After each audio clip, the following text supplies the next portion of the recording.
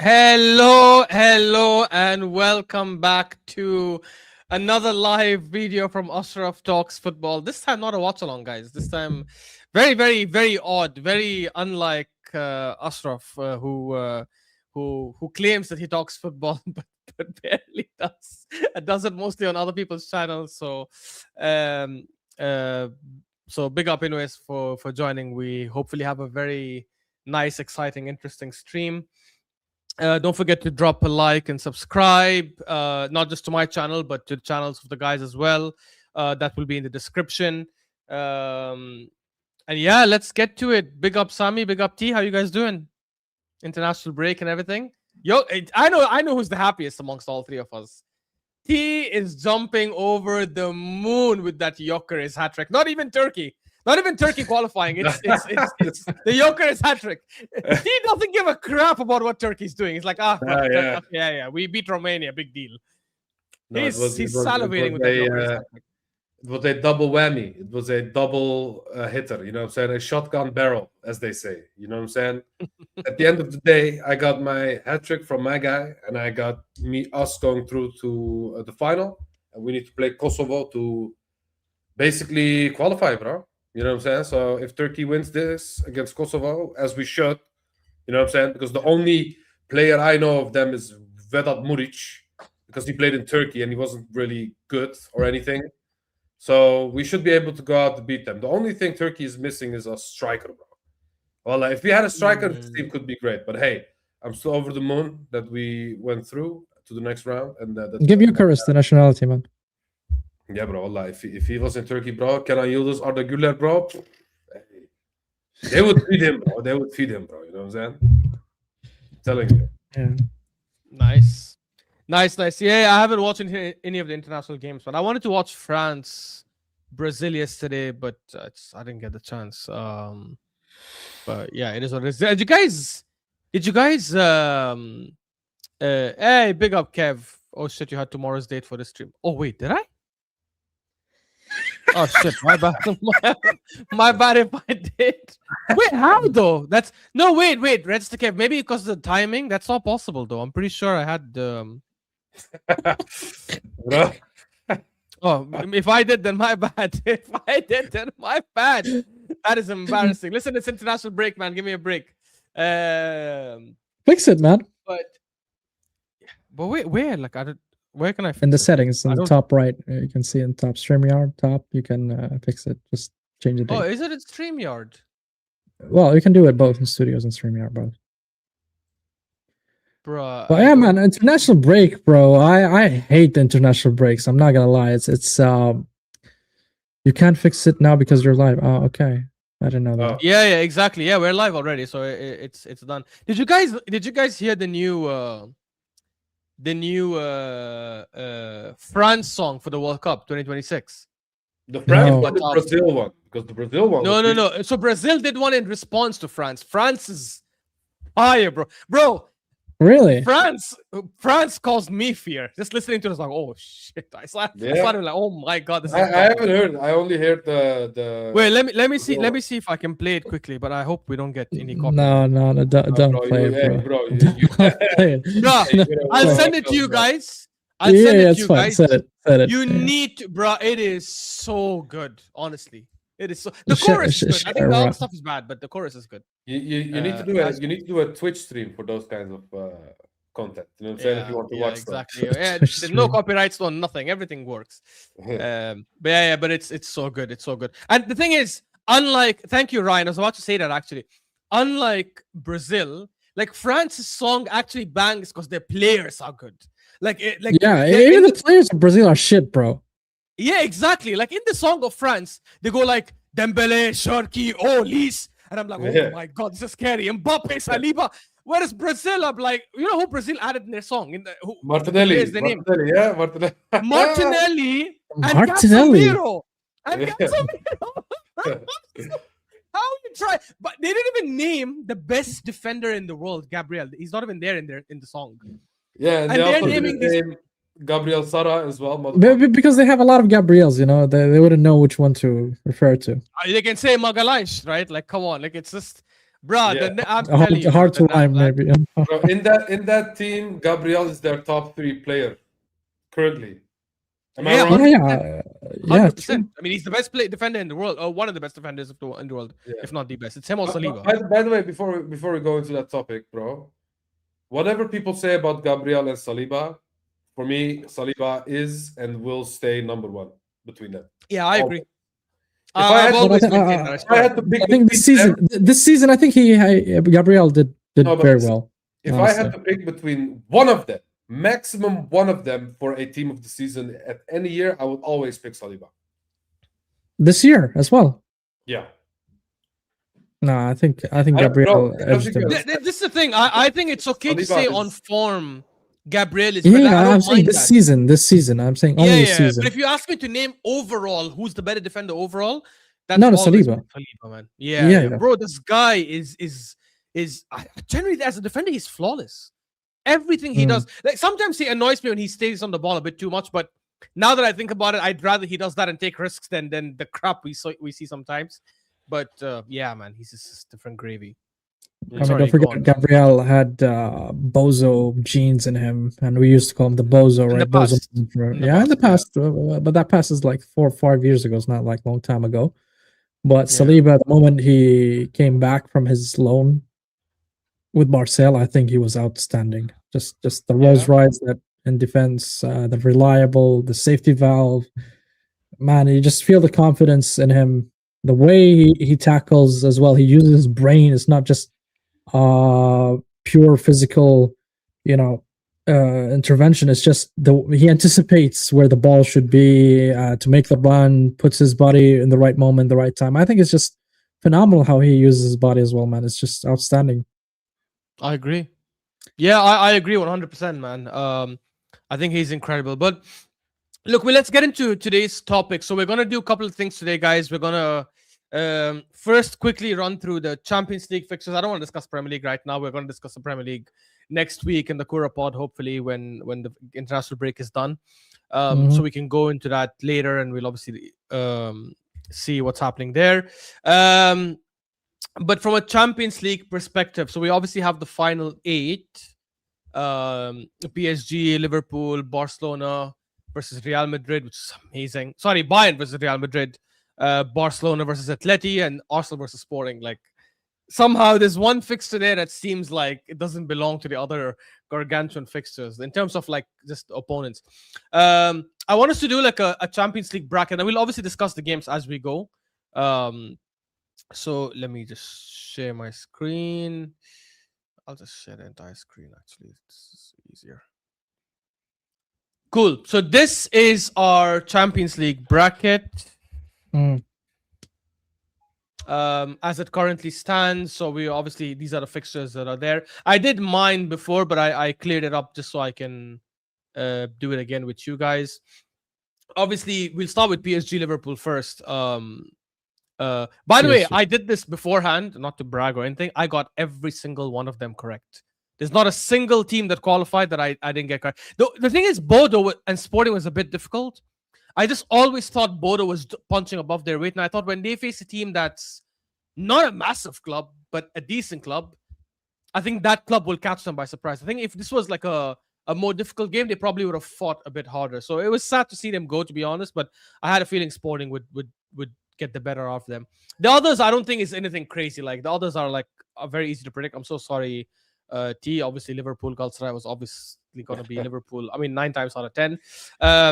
man, and I'm not gonna lie. To be honest, I will take one thing back. I did predict Madrid to go over Man City, but a day before, 2 days before the game, the first leg was played, I almost changed my mind because I don't know who the hell is what's calling me at this time.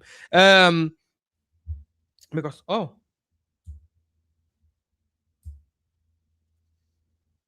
I mean, it's quite obvious from the round of 16 onward. The quarterfinal, I think, is going to be also quite clear, barring, I think, the Madrid and Bayern. I think that's the one you should think about a little bit. I know Bayern are more in favor to go through, but still, Madrid is Madrid. You never demean Madrid in their own yard, which is the Yeah, UCL. of course.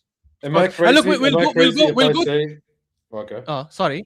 No, I was No, going to say we'll go through them, but before we go through them, just one quick thing, JT. I get what you mean, but you're saying Real Madrid were not favorites against City. To be fair, most people I spoke to said City will go through, which for me was a bit shocking. I get that the injuries obviously like impacted like people's thoughts about Madrid, but yeah, Madrid is always Madrid, man. Can't only when they play against Arsenal do they turn into like a Brighton or some shit like that. But yeah, cool. So Sami, we'll start with you first. PSG Liverpool, man. What do you think? PSG. They'll park them off the bus, man. It's just, I think it's gonna be easy for PSG, man. I don't think Liverpool do have, I mean, the players are not really performing. Slot is just horrendous as a manager, and PSG are just on fire, bro. I don't think they have any chance whatsoever to win against PSG. Not home, not even away. No chance. Wow. Yeah, I mean, it's a very, 0% is outlandish to say, but I mean, it's a very, very low chance, like 10% maybe. I would give them something like that. Fair. T, do you agree? PSG, yes, I do believe PSG will go through. It's not that Liverpool don't have the know-how, because they do have the know-how. They are Liverpool at the end of the day. You know what I'm saying? Even if your manager does not have the experience, you still have Salah and Van Dijk who have won it with this team. You know what I'm saying? So they do have the know-how in the team. Worst players, T, by the way. What'd you say? They're the worst players currently when it comes to form. What you mean? Van Dijk and Salah. You're talking about Van Dijk and Salah. Oh, yeah. But as you heard, maybe their mind has changed a little bit because of the whole Slot news. Because Slot is apparently going to stay, they will give the trust to Slot. So maybe they will think, okay, maybe we should fight for him because he's staying. So we don't have any choice. So maybe they will fight more. I don't know. Okay, no, I'm going to talk real. It's going to be PSG because Liverpool are just not as strong as PSG currently. It's not that Liverpool are shit.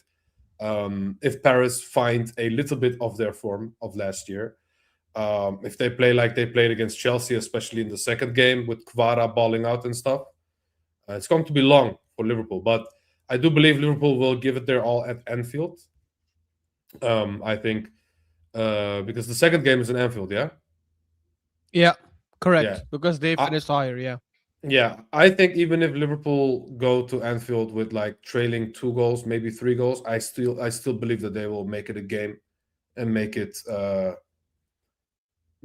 make it so it's close at the end. I do believe that, and you can never write off Anfield. So home and away, I don't agree, bro. Anfield is Anfield at the end of the day, you know what I'm saying? And that's why the Nottingham Forest managed to win at Anfield. But about Slot, I think that news, League is different. League is different. Yeah, I understand. But what I'm saying is, when it comes to Slot, bro, if they don't qualify to the UCL, let's say they get knocked out by PSG, or even in the semis if they go through by a miracle, I think they're gonna sack Slot, yo. I don't think he's gonna stay if he doesn't get the UCL. I mean, a qualification to the UCL next season. I don't know what you think about it. I don't know. I mean, apparently Ornstein. You know what I'm saying? Yeah, Ornstein reported that he's staying, but I can hear it. I can hear if they do miss out on Champions League, they're losing on money, and that will impact FSG's mindset and FSG's thinking about him. I personally don't think they miss out on Champions League. I'm not gonna lie. I think at some point they'll. I know I say some point. There's only 8 games left, but I think they'll probably, out of the 8 games, I think they're more likely than Chelsea or Villa to win like 5 out of 8 games, because they have top quality players. It's just that these players are not playing at that level. I think I could be wrong. With Liverpool fans, Aaron and whoever else is there in the chat, correct me if I'm wrong. I think Isak is also back in training. If I'm correct, Isak's back. Okay. I think so. I remember seeing him in training or hearing that he's back to training. Maybe that was fake news. I don't know. He looked like he was in a COVID quarantine, bro. You know what I'm saying? The beard, because of the hair. Yeah, well, he had like long so that's hair, the picture I saw. Exactly. Yeah. Felt like 2020 again, bro. Yeah, exactly. But yeah, let's see what happens. Look, I agree with you guys. I do think PSG go through. I don't think PSG slap them home and away. I think they'll probably win the first game with a decent margin, and then they go to the second game, but it won't be like Chelsea. I think second game at Anfield, unlike Chelsea, Liverpool will fight a lot more. They might even win that second leg, but I think PSG will just prove a bit too strong for them. In my opinion, over the two legs. And their players are picking up form at the right time. The team is clicking at the right time. Lens was challenging them in the league, but I don't think that'll last long. I think they lost their last game, if I'm not wrong. So eventually PSG will start resting players in the league as well when they reach the semifinals, if they are like 6-7 points clear. Where are they at? But yeah, yeah, go ahead. PSG's first. They're top. Yeah, I know. I just want to see like what's the. Yeah, they're top. They are currently they're 1 point ahead, but they've played one game less. So if they win only that 1 game point, in hand, okay. they'd be 4 points. They'd be 4 points ahead if they win the game in hand. Cool. Madrid, Bayern Munich. I'll just start this quickly. This is such an exciting game. Probably the most difficult game to call. I'm not gonna lie. I think this is the most difficult game to call because you would argue that Bayern are the favorites for the Champions League, just given the form, given the players, given the way they attack. But you can never rule out Madrid, and Madrid have actually I think Madrid have knocked out Bayern in every single time they faced them since 2012. So they played each other in 2014. Madrid slapped them 5-0. They faced each other in 2017, if I'm not wrong, and maybe in 2018 as well, and they knocked them out those times. They played them again 2 years ago, and they knocked them again. So Madrid just seem to have Bayern's number, which is mental. And Bellingham is back. Mbappe is back. Obviously, Vinny Jr. is playing and in form. Brahim Diaz, Arda Güler, all these guys. So Bellingham, he's one of the best when he's playing. But I look, I'm gonna lean this towards. I think Bayern maybe finally break that jinx. I think they finally break that hoodoo that's over them. But I think it'll be so close. Honestly, if one of you guys makes the argument, I might even sway to Madrid generally because I'm that on the edge. T, what do you think? You know, my heart is telling me I want Madrid because I like to play Madrid. You know what I'm saying? Our history against Madrid has been great. No, I'm just 3 or 4 games. Yeah, it was 4 games. No, but I would still rather play Real Madrid than I would Bayern right now. Because I do believe that Bayern is one of the most informed teams in the world right now, and Olise is balling out. Kane is Kane, you know what I'm saying? So at the end of the day, it's hard to say. It's hard to predict a loss for Bayern München right now. You know what I'm saying? It's very hard to predict a loss for them. But still, Real Madrid can. If anyone could beat Bayern München right now, it's Real Madrid not because they're this amazing great team. No, it's because they have the know-how of beating Real Madrid, Bayern München in their past, and great teams like this can pull it through against teams like Bayern. You know what I'm saying? At the end of the day, but if there is a year that Bayern München beats Real Madrid, like you said, it's this year. So it's hard for me to predict. Like I said, in my heart, I'd rather Real Madrid go through than Bayern München, but I have to go Bayern München at the end of the day, bro. Faris. Sami, do you echo that? Well, I think it's going to be Bayern, if I'm being honest, for multiple reasons. First, the consistency across the season. Bayern has been more consistent than Real Madrid. We've seen ups and downs from Madrid in terms of performance. Arbeloa, I mean, he had some good games. He had some bad games as well. They got knocked out from the Copa del Rey. And given the fact also Bayern almost secured the Bundesliga with 9 points ahead. I just checked now the Bundesliga, so that gives them a lot of cushion, a lot of they will rotate a lot of players, the likes of Olise, the likes of Kane, and still they will manage to win in the Bundesliga. With all the respect, I mean it's an easy league for them. So they will go on strong against Madrid. Madrid's still challenging Barca. What are they, like 3 points something? Yeah, I think 4 points behind Barcelona. 4 points. Okay, so they're still competing there. So they're gonna invest players and throw players on La Liga. So it's going to be difficult for them to juggle between the league and the UCL at the same time. So that's why I'm going to give the edge for Bayern.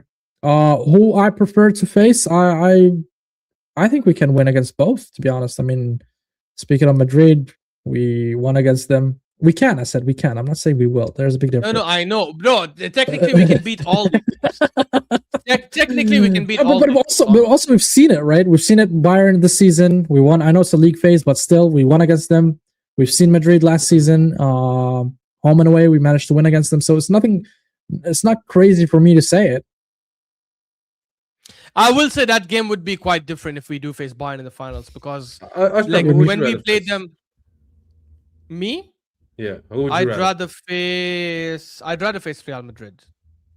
Even though I do Even agree if with it's Marco. the final. Yeah, I do agree with Marco. Final will be a completely different animal. Mm. They won't be the same. But I think some of their weaknesses are still their weaknesses. They're not going to disappear in the final. Whereas Bayern, in my opinion, overall as a team, don't have a weakness. They have very good center backs, a quality keeper, good full backs, amazing midfield, and probably one of the best attacks, second best attack in the world, in my opinion, after Barca. So we're not facing a team that's like, in bad form, or like, unless they have certain players missing, then that's a different thing. I think if we face Madrid, the threats are the threats. They're not going to go away. But I think defensively, they still have issues. They still give away so many chances, and they don't have those good defenders. Courtois is a different beast. I get that, but I'd rather face Madrid. But I'll give you my take when we get to that. Look, I'm gonna agree with you guys. I think Bayern go through. So I am gonna put Bayern. So are we gonna do the final as well, or just stop at the semis? No. We'll go till the end. Oh, We'll wallah. go till the end. So Yeah, we could 100%. possibly predict a Champions League win for Arsenal, bro. Is that what it is, bro? Hey, maybe. Stay tuned in, guys. We'll see. Yeah. Barcelona Atleti. Oh, this is fiery as well. Look, We should start with you here, man. Yeah. Don't think I'm glazing Barcelona. I get that Atletico Madrid recently snapped them But 4-0. you have Although to admit that Atletico Madrid have Barca's number as well. It's not like they No, are they don't. unbeatable. But that's exactly what I was about to say. They actually don't. Outside that 4-0 win, One-off every other game yeah. has been Barca. Yeah, every other game has been Barca win before that. And you know, the funny thing about this is they play each other in the league, and then they play each other immediately 3 days later in the Champions League. And then obviously, they have a game in the weekend in La Liga, and then again the second leg in the Champions League. So they play each other 3 times in the space of like 10 days, which is mental. Wow. And if you count what you're saying is Atletico Madrid have 4 games to kick the shit out of Barcelona, you know what I'm saying? And injure all of their players.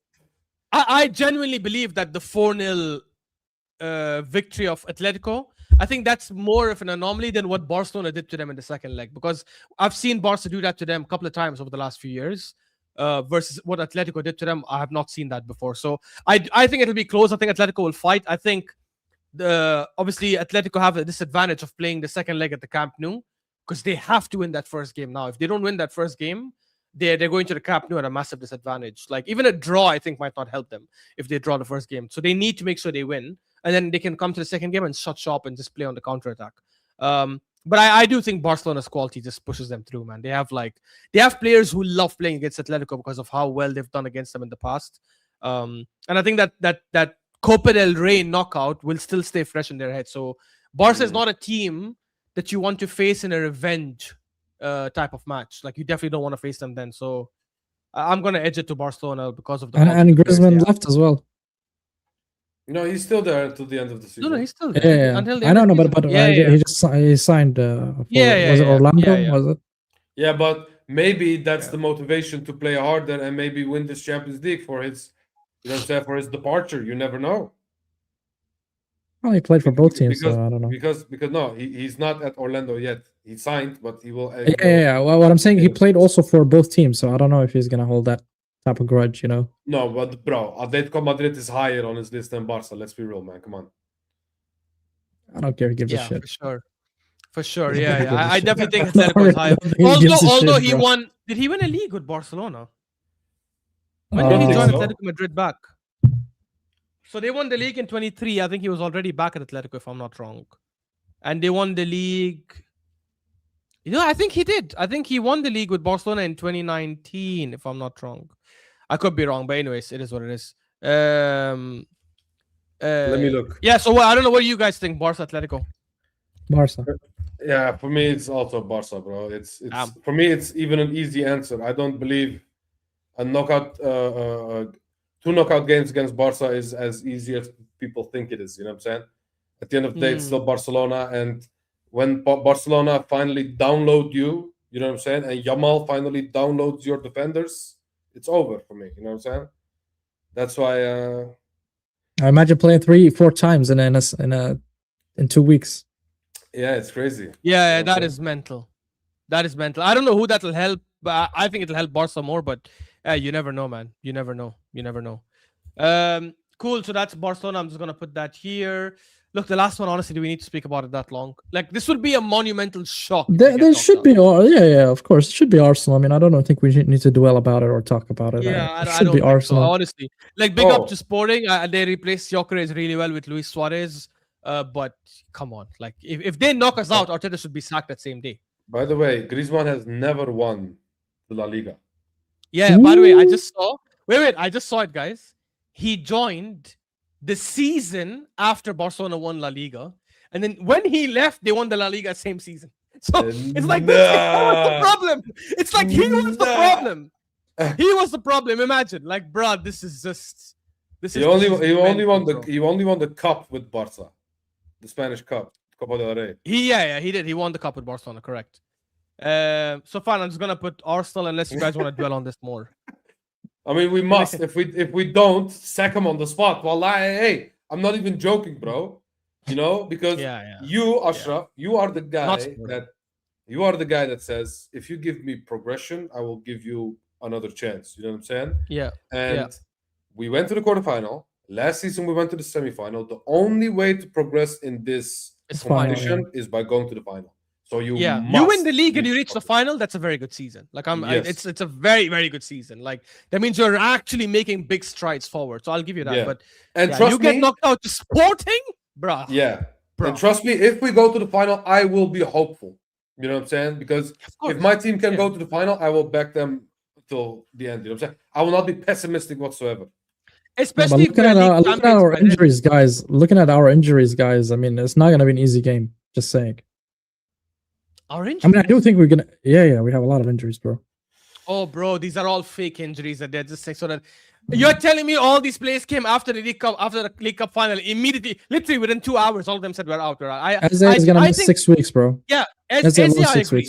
Eze is definitely an injury because he didn't even play the final.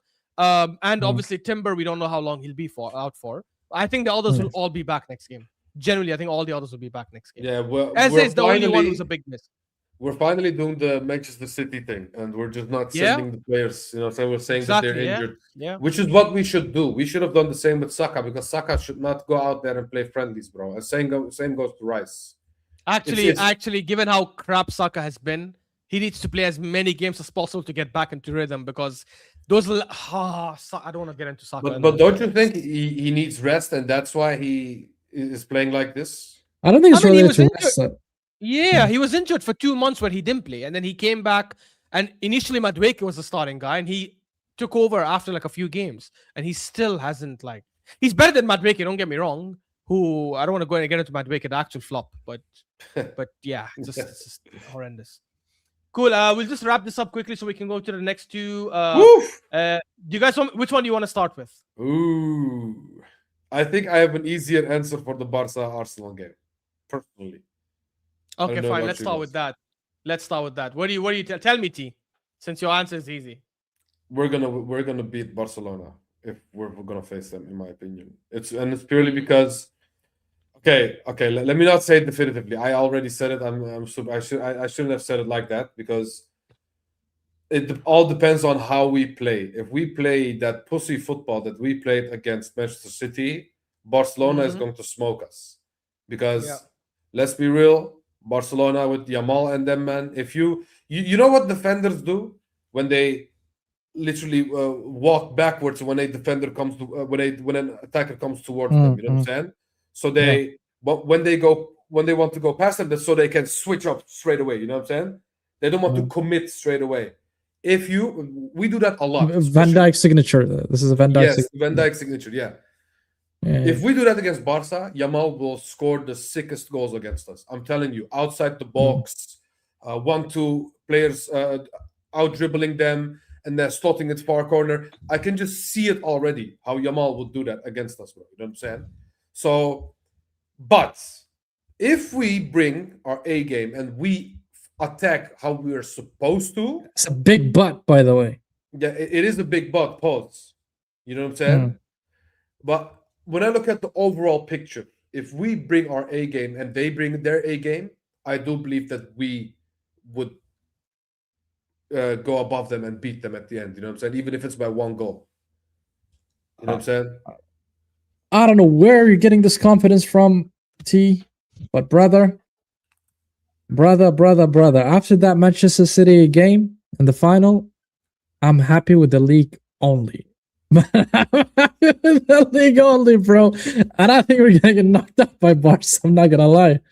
I think we're gonna knock out. I think it's gonna. Do you agree though that if you know how we can play? We played this way against Bayern this season. We played this way against Villa, Spurs, or Atletico Villa, Madrid, Spurs. If we play like that and we but you see what you're mentioning. You're mentioning like a handful of games, right? Compared to I don't know how many games we played so far this season. Yes, but right?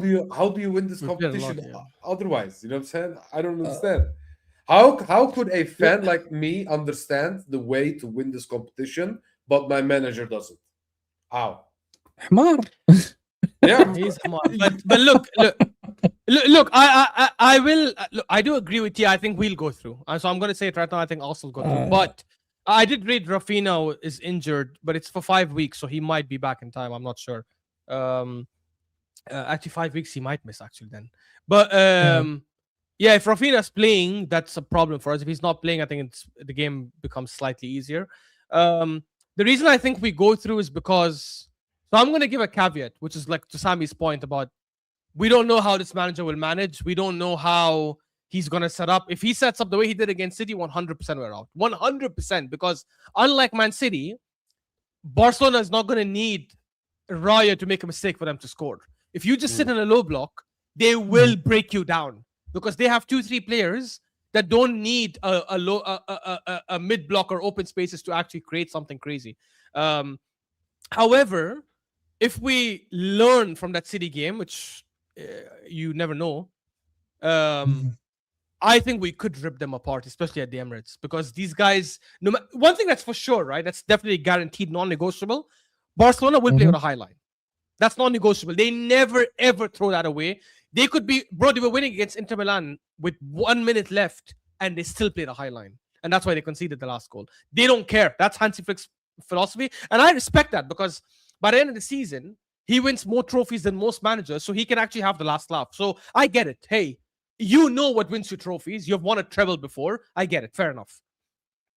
But against us, I think, with the players we have, with players like Martinelli and players like Saka, Gyökeres, who will obviously love playing in that high line against that high line as well. I think if we just attack correctly, we will be able to take care of them defensively. I don't think we keep clean sheets against them. Probably home or Norway, I think we keep clean sheets. I think we do concede. But I think we do manage to score like at least 4 goals over the 2 legs because of the way they play. So we just have to make sure we don't concede more than that. We should be able to beat them home 3-1. That should be possible. I agree. So I'm going to wait and see what happens. Like, obviously, we have the Sporting game. We have so many other games. The problem, guys, for me, and this is what worries me, right, is that even if, let's say, we slap up Sporting and we're killing it in the league and we even beat City at Etihad, you never know when Arteta is going to go back to default settings. Like, if he goes to play against Barcelona in the semi-final, he might think, okay, this is a different opponent. This is a different beast. Let me play this way. Which is proven to not work. So I pray to God that somehow he goes like, actually, we're winning the league. There's less pressure. We're going to end the league season with at least 1 major trophy. Let me just go for it. And if he does, I think we will knock out Barcelona easily. I'm even going to add that. Easily. Oh, if he plays that way, which I agree with you, Sami, he Oh, probably will not do it. But I think it's easily because when I say easy, I don't mean we slap them 6-0 or something. I mean like we go probably Hey. an aggregate of 4-2 or something. If the Barca guy says it, Sammy, then it could be true because he Hey, watches Barca the most. Yeah, out of it's, Every it's fine. game. Probably he watches Barca a lot, but I also watch Arsenal a lot. To tell you, right? I hear you. That I hear you. the moment I saw the Carabao Cup final, Sammy, listen. Yeah. What about Araujo against Gyökeres? Huh?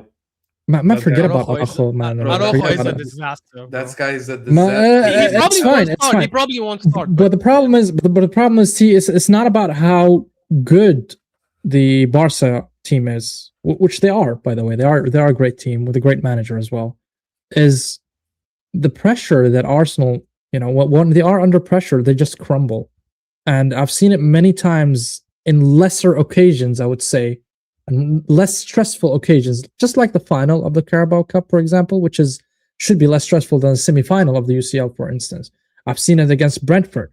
I've seen it against Nottingham Forest. And these are league games, right? Which should be in our hands. And the team should be able to manage those games better and nick a win out of it. And they couldn't manage to do that.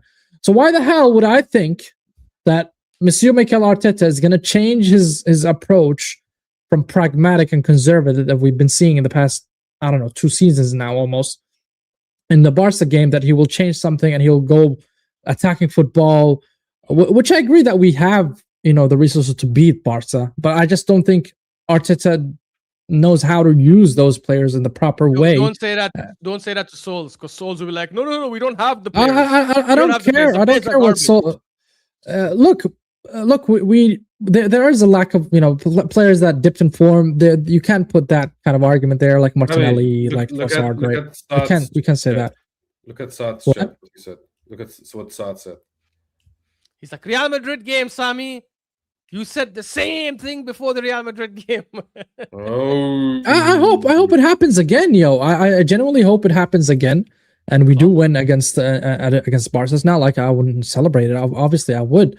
It's just this team does not give me an indications that they will do it. That's what I'm saying. I mean, if we How won the dare you? final How against dare you? Manchester City, what do you mean? Well, how dare? How dare you Why? be toxic and negative and question? I'm this- not. I'm just being realistic, bro. I'm dare setting you. up. I'm setting up my expectations, so I don't fall into that all, bro. I'm okay with No, being look, wrong. Aaron has put it correctly. Like the reality is, sorry, not comes from the manager, where he said, Sami, you could show up though. That's the conundrum. Like we actually don't know which Arsenal will turn up. We I really hope. don't. I swear. I hope we show up. I hope that we show that. Look, we reached to the top of the league. We challenged for multiple seasons. I want to see that. That spirit from Arsenal, that grind, and not be fearful from. Okay, it's a semi-final. It's Barca. Let's defend. Low block. Like you said, Yamal's just gonna break us easily. I don't want to see that. I want to see us approach the game in the right manner. Hit them on the transition. Be active. Be proactive in your substitute. If things don't work out from minute 30, do that. Don't wait until you concede 2-3 goals and then you want to react. I mean, I don't want to see that. You're a reactive person. I don't want to see that. You're not going to win like that. I'm sorry. But if he changes, I'm willing to change my mind. Wait, so who are you predicting to go through then? I didn't get it. Barca or Arsenal? Barca. After all this, I'm predicting Barca. Yeah. You so saying look, Barca? Oh, okay. I mean, two of Barca. us vote Arsenal, so I'm gonna put Arsenal.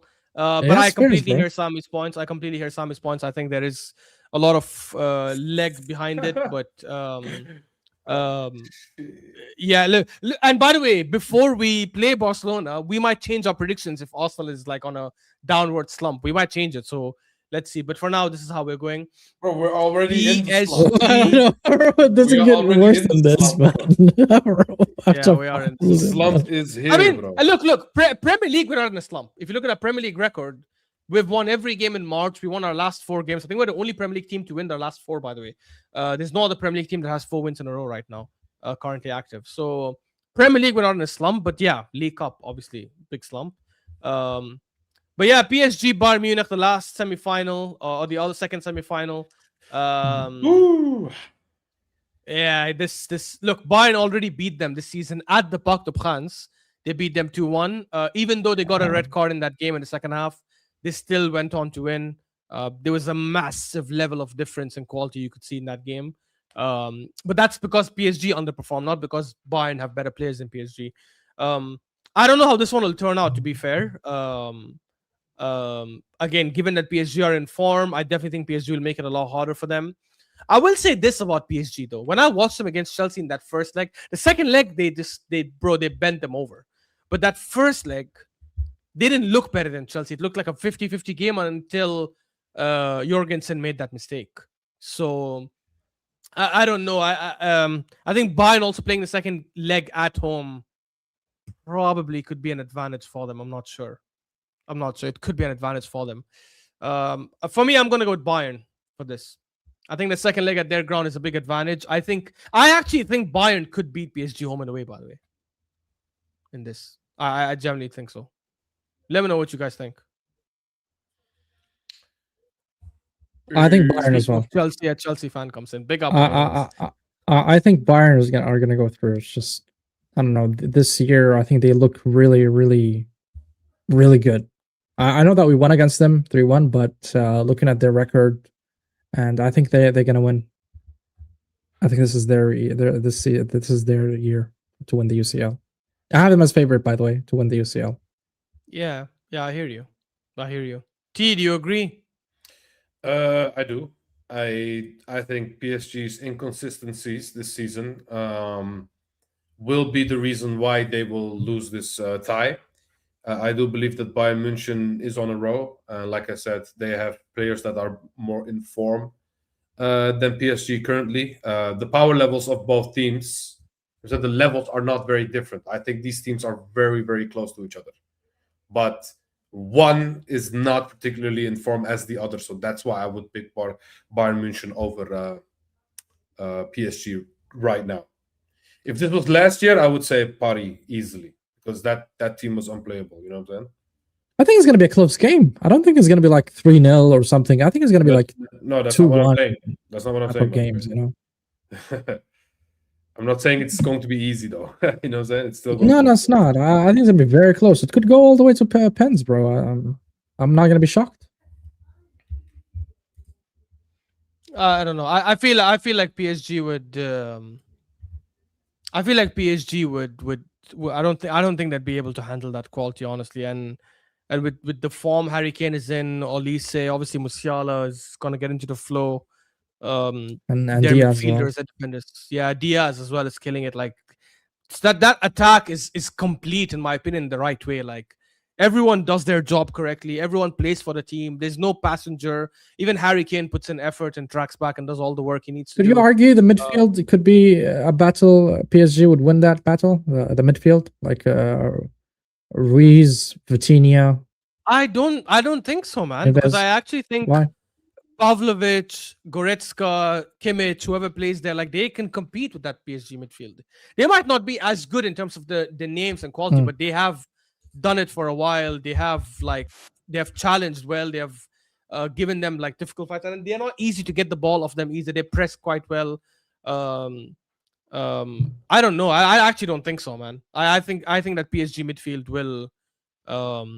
I think that PSG midfield will have a serious battle with the Bayern midfield. I think the Bayern attack, in my opinion, slightly edges the PSG attack, and I think defensively, the center backs of Bayern, in my opinion, are better. The goalkeeper, obviously Neuer, I know he's 41, but I think he's better.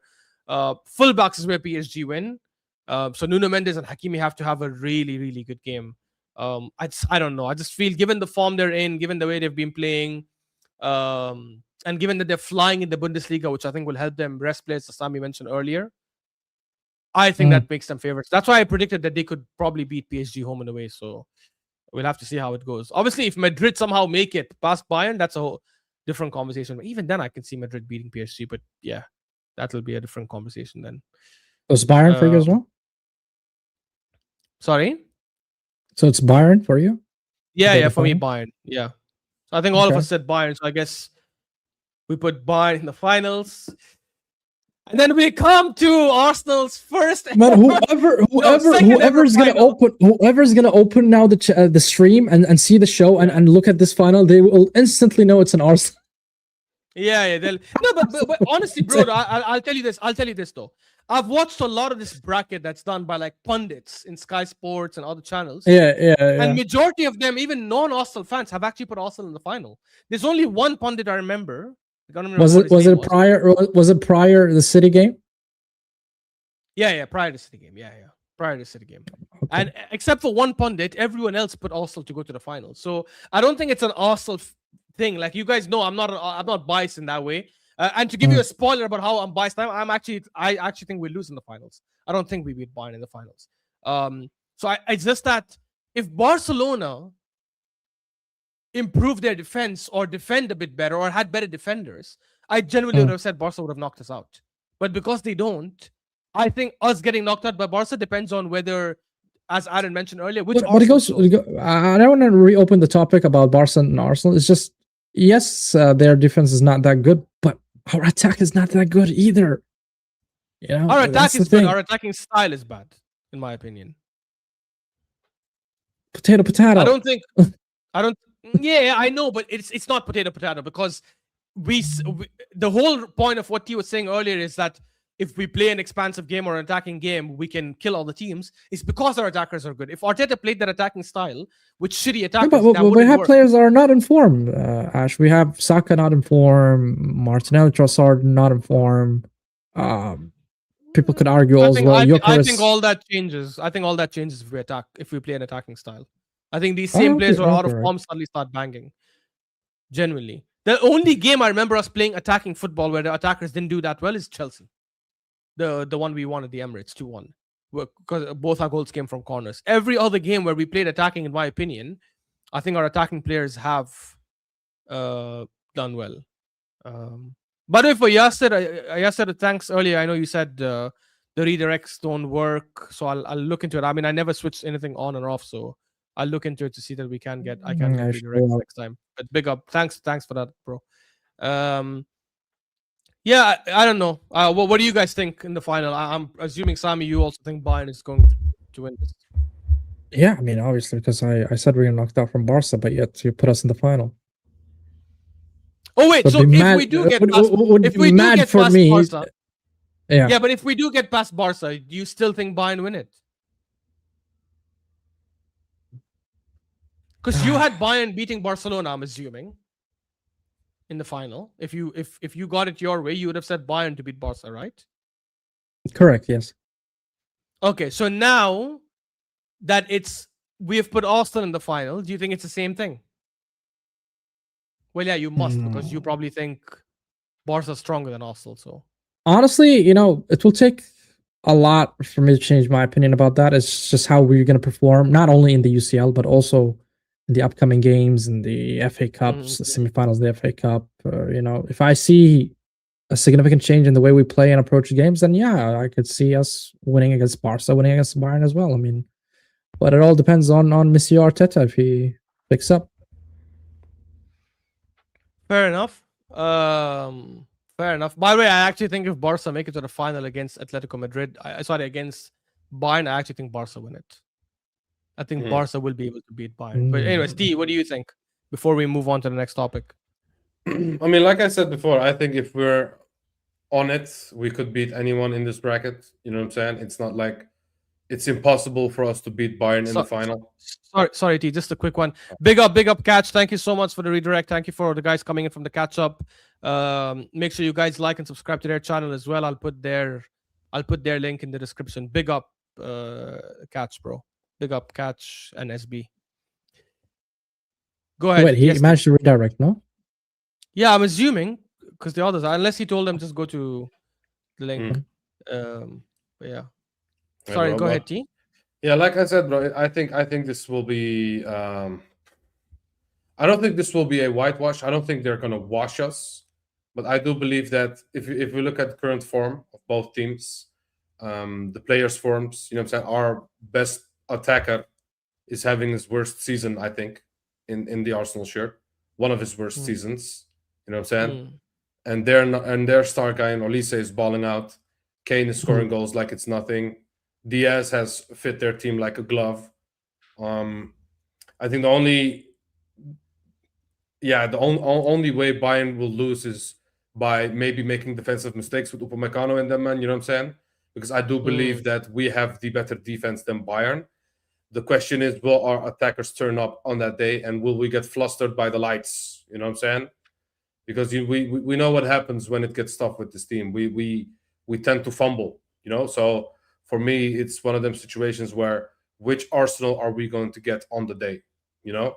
But I do believe that Bayern's consistency this season has put them as Champions League favorites for this season. So I would still pick. Currently, I would still pick Bayern. I just need to see. Wow. Yeah, because I need to see more from the team, bro. At the end of the day, you know what I'm saying? If Arsenal can turn it up a little bit and convince me that they are going to go out and play football, you know what I'm saying? For example, if they would in form wise currently beat Barcelona, then maybe they could convince me that we can go and beat Bayern München. You know what I'm saying? I just need to get past that Barcelona test. If we can beat Barcelona, then I don't know how I would feel. Maybe I would be confident as fuck. Who knows? You know what I'm saying? Hey, so before people call us biased Arsenal fans, look at this. All Arsenal fans have predicted Bayern to win in the final against Arsenal. So clearly you don't see that kind of bias here. If Sad was here, Sad would have said, we're winning the quadruple. He still would have said we're winning the quadruple. He's like the League Cup will be played again, and Arsenal will get to win it. But yeah, look, I guess we all agree Bayern are probably going to win this season's Champions League. Obviously, guys, we'll do another one after the quarterfinals because we might have different. Yeah, look, Sad is still there. Big up, Sad. We might have different teams. We might have different teams. As things stand right now, we've predicted PSG, Bayern, Barcelona, and Arsenal to be in the semifinals. If that changes, and then turns out some other team makes it, we'll do another one to go through that one. So hey, we'll see how it goes. But that's it for the Champions League. Let me just remove this and stop sharing. Yeah, that's cool, guys. Please don't forget. Yeah, we took a long time. We'll try to speed through the next two ones because the Premier League team of the season, I think, will have some arguments probably. But we're just going to quickly do the top three teams. Top three positions, or top three players in each position right now in the world. So we're talking about like current form. We'll try to exclude any player that's been injured for like the whole season. I don't think there is any, but like if there is someone who's been injured for majority, so like a Rodrigo, probably we don't put him there because he's out for this whole season. And this will be like our own. We don't have to agree. We just give our own top. We'll start with the keepers first. Do we do top three or do we just do the best? I think we can say top three. If we don't have it, by the way, if we cannot think of a third, big deal. Make sure you guys help us in the comments because I'm pretty sure we won't be able to remember every single player. Top three players in each position in the world. Yes, not only Premier League. Yeah, in the world, not just the Premier League. The Premier League team of the season will do that at the end. We'll start with the keeper then. Yeah, Donnarumma and Courtois. There's Courtois, there's Alisson, there's Raya, there's Donnarumma. Donnarumma and Courtois. I think those are the top two for now. Not Robert Sanchez. Not Robert Sanchez, guys. We don't want to put him there. Yeah, Robert Sanchez. No, Jorgensen, bro. I know. You want to make an argument for Sanchez, maybe. No, obviously not. And look, Donnarumma and Courtois, I think we all agree on that, right? Is that the top two, not Raya? You guys don't think Raya should be in the top two? But isn't it top three? It says top three, bro. What happened to it is top three, but I'm trying to argue because we have to rank them as well, right? So okay, let's all agree Courtois is probably number one, right? Yeah, Courtois. Okay, for me, Courtois is number one. Okay. Raya is number two, and Donnarumma is number three. That's what I wanted to argue. Yes. That's what I wanted to, because I had a feeling T would say Raya. It's like I actually agree with T. I'm not gonna lie. You know why? I'll give you the perfect reason. In today's football, you need a ball playing keeper. It's a fact. Yes. You know what I'm saying? Unfortunately, if you look at how football is played in today's game, your keeper needs to be good on the ball. It's a fact, bro. You know what I'm saying? And not only is Raya good on the ball, I do believe that he makes some sick ass saves as well. This season, Oh, 100%. we've seen some great saves. So Yeah, that's what you're gonna rate him for the saves, yeah, not but because he passes the ball. I'm No? rating it. Listen, I'm rating What? a keeper as a full Hmm. package. In today's game, Full package. if you're not, pause. In today's game, if you're not, okay, for example, Oh my god. Ramsdale. Okay, go ahead. Ramsdale can make good saves. Yes, he's a good shot stopper. Yes, but why did we go out and buy Raya? Because he could play with the ball. You know what I'm saying? He's Correct. good on the ball. In today's game, you need a good ball playing goalkeeper. Plus, It's a fact. Ramsdale had lapses of concentration, which Raya doesn't have. Yeah, and also Donnarumma has a mistake in him as well as Raya, but I do believe that Donnarumma does it more often than Raya does, and I just believe that the ball playing abilities of Raya outweighs the saving abilities of Donnarumma, because I do believe that Raya can make good saves as well. It's not like Raya is a scrub when it comes to ball stopping. You know what I'm saying? So for me, I would put Raya over Donnarumma at this moment in time. You know what I'm saying? Yeah. Marco, I'm going to come to your comment about your World 11 because I have there's one name there that I think is crazy to have there. But yeah, look, I agree. I think Raya for me is second. I would put Courtois first, even though Courtois is not as good as Raya with his feet. But I think in terms of shot stopping, he's I think there's no, I'm not going to say there's a gap because the other two are also good shot stoppers. But I think the gap, I think Courtois is much better in shot stopping compared to the other two versus how much better they are than him with his feet, especially Raya, because Donnarumma is not that great with his feet. But I think Raya is more complete than Courtois and Donnarumma because he can do both sides of the game. He might not be as good a shot stopper as Courtois, not because he's bad. He's a very good shot stopper. He's very good in claiming crosses, by the way, which is also very, very important because we actually used to struggle with this. If you guys remember back then, like corners, set pieces, crosses, we were not that good in coming and stopping them. And Raya has been a big reason why we've been able to stop a lot of these dangerous crosses. But in terms of playing with his feet and building from the back, you need that in today's game. With every team playing that Pep style, building from the back, it's absolutely pivotal to the way teams play. So I definitely argue for me Raya is second. I did put Donnarumma ahead of Raya a couple of months ago because I thought Donnarumma was having a better season, but I think by now Raya, in my opinion, has overtaken him. So I am gonna put Raya second and Donnarumma third. But I think we all agree on the top three. It's just that not the order. If I'm not wrong. Yeah. And by the way, Bon Unai Simon.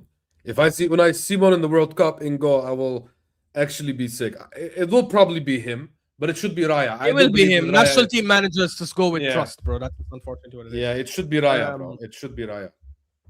Yeah. Marco, the funny thing is Yamal is not even the howler I was talking about. Even though that's also a howler, putting Olise ahead of Yamal. Alfonso Davies, right? Exactly. It's Alfonso. How could you put a man who barely played this season, who's been injured for majority of the season, when the actual best left back in the world has been killing it for the last 2 years? But we'll talk about that later. Cool. So goalkeeper's done quickly. That's good. Right backs. Right backs also, I think the top three is pretty obvious. Hakimi, Timber. You know what? I would throw even Reece, if I can say Reece, man. It is fair. What do you would throw Reece? Reece probably is first in that list, bro. No, put form. I haven't watched the Hakimi this season. Whoa. Do you put Reece James over Hakimi? For me, guys, I'm not gonna lie. I used to, up until 2 months ago, I was saying Hakimi is the best. You're talking about this season form or overall as a player? As of today, guys. As of today, today. So you're considering the previous season as well? Is that what you're saying? Yeah, of course. I look at the last 2 years. No, then Hakimi. Hakimi, bro. As of today, he is in a hospital bed again. You know what I'm saying? So. Okay, but the hospital bed was just last week. Let's not be disingenuous. No, it was playing. Isn't he out for 4 weeks? Like 4 weeks? No, but I'm saying he only got injured a week ago, or he didn't miss 4 weeks. He was playing 2 weeks, less than 2 weeks ago. So he played against PSG when they lost 5-2, right? So, look, I hear you. For me, Timber is definitely third. I love Timber. I think he's amazing. I don't think Timber right now would be ahead of Reece James or Hakimi for me, because I do think Reece James is the most complete footballer in the league, in the sense that he can do everything in the game. He's defensively Yeah. solid, he's quick, good in the air, can play center back, can play right back, can play midfield, can shoot, can cross, can dribble, can pass. I think Free kicks as well. the most free kicks as well. He scored a few. So Yeah, a if you couple look of his at that I remember. attributes and the amount of attributes, then yes, you could argue that, because Reece But James even form, T. Reece James offensively has a lot in his locker. Yes, I do agree, and he also can play midfield as well, and he looks good playing midfield. It's not like it's looking awkward like Trent did, for example. Yeah. You know what I'm saying? He I looks do like he believe fits. that. Yeah, he looks like he fits. So yeah, if you put injuries and all of that availability and all of that good stuff aside, then you could say that Reece James is arguably top 2 in the world. But I that's the thing, up until the don't recent believe he's injury- better than Hakimi though. Hakimi is still the best in my opinion. Look, I don't mind hearing the Hakimi shout. It's just that for me, Hakimi has been injured for 6 to 8 weeks this season, when he got injured against Luis Diaz, obviously, and then he missed Yeah. 1 month of football because of AFCON. So he already missed like 2-3 months of the season, which already puts him like at a disadvantage compared to Reece James. Reece James, until this last injury, has actually been available for majority of the last year and a half, which is obviously good on him to come back from all these multiple injuries and stay fit. And I think this season he's barely put a foot wrong. He barely gets dribble pass. Any defender, winger that comes up against him usually gets locked up. He's on the ball incredible. He actually creates chances for his teams, and I don't know, man. I think he's more complete than Hakimi, in my opinion. At least defensively, he's more complete than Hakimi. I think Hakimi might be better than him slightly going forward, because Hakimi takes more risks. Hakimi is probably quicker. I think it's pretty close, in my opinion, between the two. I'd still slightly edge it towards Reece James, but hey, Hakimi has a chance to overtake him before the end of the season, because he's actually still in the Champions League, and he could have a big role like he did last season. Cool. So wait, what's your order, T? So I know Sami. Sami said Hakimi, Timber, Reece James, right? Or Reece James, Timber. No, honestly, if you look at the performances overall, I think Reece has been doing it for quite longer than Timber. Okay. So Yeah, Hakimi, Timber, Hakimi, Reece James, Timber. T, what's yours? You know, I have to take my bias hat off and say Hakimi, Reece James, and Timber. It's just Yeah, I hear it. I do Hear it. listen. It's a pick your poison type situation. If I want a better defender, I would pick Timber. If I want a better offensive right back, I would pick Reece James. You know what I'm saying? Yeah, I hear But you. the thing is, I hear you. Reece James is not a bad defender per se, as in, He's a top defender. Timber is not so great going forward, and I think that edges Reece James. The funny thing about this, guys, is that no defender in the league this season has more goal contributions than Timber. He's got 8. I think 3 goals and 5 assists, if I'm not wrong, or 5 goals, 3 goals and 5 assists. So we say yeah, that. you know what? But the I'm reality gonna is put Timber Timber has second, contributed. bro. I threw a stat that changed his mind immediately. Like, I'm just saying he is underrated going forward. I still think Timber, Reece James, like, I think defensively they're on level. They're the same level. But I think going forward, Reece James does offer you slightly more. But look at that way. T. If Reece James was playing with Arsenal, do you think he would have put more GA than Timber? He probably would have, if he stayed fit. But by the way, guys, don't forget maybe Timber is he's too also busy not a. defending, you know what I'm Timber is saying, also and injury everything. prone, guys. What'd you say? Mhm. I said Timber is also injury prone. Let's not forget that. No, he's not. He's just been used as. Timber never What got do you injured before. Timber never got injured before he joined Arsenal. I think. get that, but since he joined Arsenal, he got an ACL in his first 2 games, and then he came back and he had like 2-3 injuries last season, and he's had Yeah. already 3 injuries this season. And okay, but we spoke about this at Sami's channel live because I think he's been overplayed. There are some games that he cannot even walk at times. You know what I'm saying? And and Arteta- yeah, I hear you. And he still plays. So I think that's a big factor in why he's getting injured this much. Because I hear you. we were debating the Ben White situation and him possibly leaving to Everton and all of this stuff. I said if you rotated them more, then maybe Ben White wouldn't have wanted to leave, and maybe Timber wouldn't got injured as much. You know what I'm saying? He just didn't Yeah, rotate I hear enough. Fair enough. Yeah, I'm gonna go with Reece James, Hakimi, and then Timber. But as I said, Hakimi has a chance to overtake him, so we'll see how that goes. We'll do left backs first before we go to centre backs. Yeah, this is where I think Nuno Marco's Mendes. thing was crazy. Nuno Mendes is without a question the best left. And you know, I've heard this on another show, and it's so true. There isn't a bigger gap between first and second than the left back position. Generally, unless you want to go maybe right wing with Yamal, now that I'm thinking about the second or third player, I can't find Bro, it many is that. far away. Like Kukureya, you want to go. Alfonso Davies, if he's fit, he's not even fit, so we shouldn't even count him in this. Bro, it is such a drop off. It is insane. It is insane. Like this guy. Current form, yeah. Could Hincapié be a shout, considering form? He doesn't give me enough going forward for me to say like. I don't know. Not top 3 for me. I don't even know if we can say Hincapié is the best left back in the league this season, let alone in the world. I think Calafiori would have had a better shout if he stayed fit all season. Because Calafiori, the way he started, if you guys remember the first 10 games, he was scoring, he was assisting, carrying the ball. He got the best player of the month, right? Player of the month. Exactly. I think so. And when we were doing team of the season earlier, a lot of people were putting him in. I think, unfortunately, his injuries slowed him down. But yeah, Nuno Mendes is definitely first. Yeah, Nuno Mendes is 100% first. 100 million. Okay, so that's fun. That's fine. Who are our other options? So we have Kukureya, we have Hincapié, we have Balde, but I wouldn't put him, honestly. We have Carreras from Madrid, who I think has been good. I'm trying to think of other names. Is Davies playing for Barca, for Bayern right now? He's been injured majority of the season. Yeah, he's not been playing. So he definitely. Who's their left back right now? Who?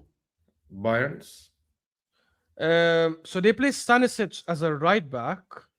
Their left back. Let me just check right now. Stanisic, I don't know. Don't know about that. No, I wouldn't put Stanisic. Bro, listen, I'm not gonna. Stanisic is right back, anyways. All jokes aside and biases aside, I'm not gonna put Kukureya at left back, bro, because I do believe that he can get cooked very easily. You know what I'm saying? He is a warrior. Yeah, they play Limer, bro. Come on, I'm not putting Limer. Yeah, okay. Kukurela can be a warrior. He fights till the end. He annoys you. He falls and gets you the yellow card and stuff. You know what I'm saying? But I do believe that you can get past him very easily. You know? No, but he's top 3 though. You have to admit. How many left backs are better than him right now in the world? Outside Nuno Mendes. Not many. I'm telling you, I couldn't. Yeah, exactly. Me neither. Exactly. It's not easy to find someone better. Bro. Luke Shaw. Stop that nonsense. I can't believe the left back position is the meatiest position out there, bro. It's insane. Yeah. Nico O'Reilly. Nico O'Reilly is not a bad shot. 100% not a bad shot. But in the world though, Ashraf, you know what I'm saying? Why didn't we name Mateus Nunes for right back then? You know what I'm saying? He's also because he's good. He's not been like he's not been the level of these other guys, man. Come on, what are we doing here? That's just a lie now. Bro, I cannot believe we live in a world where Kukureya is top 3. I just cannot believe it, bro. He is top 3. I'm not gonna lie. I cannot believe it. 3. Why would you consider like Lewis Hall? Oqsim billah, I was waiting for for us to finish Kukureya so I can bring it up. I was actually gonna say I know he plays for Newcastle. I know they don't. By the way, Noni Madueke is down, injured, bad. He's holding his face. I swear. No way. Who? I don't know. I don't know if it's his face or his leg. I hope it's his face. I think it's his face. Madueke, bro. Bro, I forgot that. Yeah, I think it's his head. It's his head. It's fine. He'll. But you know, guys. I mean, barring this season and probably the season before, I see it in the comment as well. Dimarco has been good for Inter for let's say the past. Dimarco has been okay for 5 years. Yeah. So I don't know if you're considering the season alone. It's a different conversation. But I think Kukureya has to be there, guys. Kukureya has to be there. There's no way we have a top 3. There's no other left backs that are better than Kukureya. I definitely think Lewis Hall deserves a shout. He's been fantastic. I think Nico O'Reilly definitely deserves a shout as well. I would have said Balde, but he's also been either injured. I don't think he's played as many games. Carreras is a good shout, to be fair. What about other countries? This is not the Prem top 3 players. What about other countries? What about, you know what I'm saying? But that's why I named left backs from other countries. Yeah. I don't know. Let me look at the left backs that are available, bro, right now. Yeah, we have to Google the names to try and find out like, Yeah. who the hell is there. Gvardiol. Theo Hernandez is not. Gvardiol. Stop. What do you mean? Gvardiol plays centre back for them now, and he's been injured. Kirkus. Stop it, bro. What are we doing, man? Honestly, Kirkus. what are we doing? Ah, What are we Kirkus. doing? Guys, look, Oh, I think yeah. it'll look. You know what, guys? For this position, we have agreed. I mean, I'm just saying it, and I'm pretty sure the others will agree with me. We're just gonna put two names. That's it. I don't think there's any third name that deserves. Yeah, you know what? Kukureya, you can have it, bro. I don't care. Yeah, Cucurella. Look, I don't mind Theo Hernandez. I think he'll probably be starting as a left back for what's his name, for France in the World Cup. He's obviously like Yeah, DiMarco is also a shout, but he's not been great this season, and he's also very shit Marco. defensively. I don't know. Big He's up very Zir. shit defensively. Zir, do you have a good left back that we can put in the top 3 left backs? Let us know. And no, we're not gonna put Limer. Give it up. Yeah, don't say Limer, please. Yeah. We're definitely not putting Limer. That's crazy. Okay, I think we will put Theo Hernandez. I think we'll put Theo, even though he plays for Al Hilal. But it's fine. It's fine. What's wrong with Hilal, man? Stop it.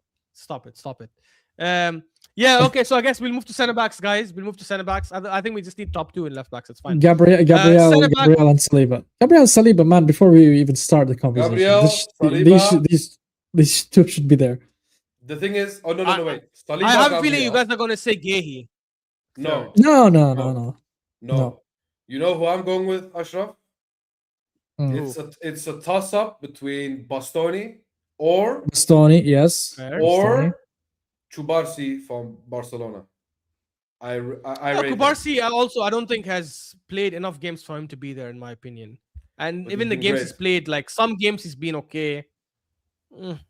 I don't think Kubarsi. Okay, no, you're right. I have He two doesn't names. He doesn't have enough minutes under his belt to be in the top 3. You're right. No, I know, forget it's just for about that Dawson. you're getting blamed. No, I'm just kidding. I'm There kidding. are No, Fofana, bro. Fofana. two defenders that I'm considering as well, which are Pacho from PSG. I think he's been good with them. Also, That's a good shot. But it is another and- centre back. Upamecano has been and- fantastic. I was gonna say Ta. Bro. I was gonna say Upamecano, tough. really? Guys, honestly, I don't like Jonathan Tah. I think he's so overrated. Ever since, bro, I used to watch this guy. I was gonna say from his Leverkusen days, which is like, but not Leverkusen from 2 seasons ago when they won the league. I'm talking Leverkusen when they had Bil Arabi and all these guys, like 10 years ago.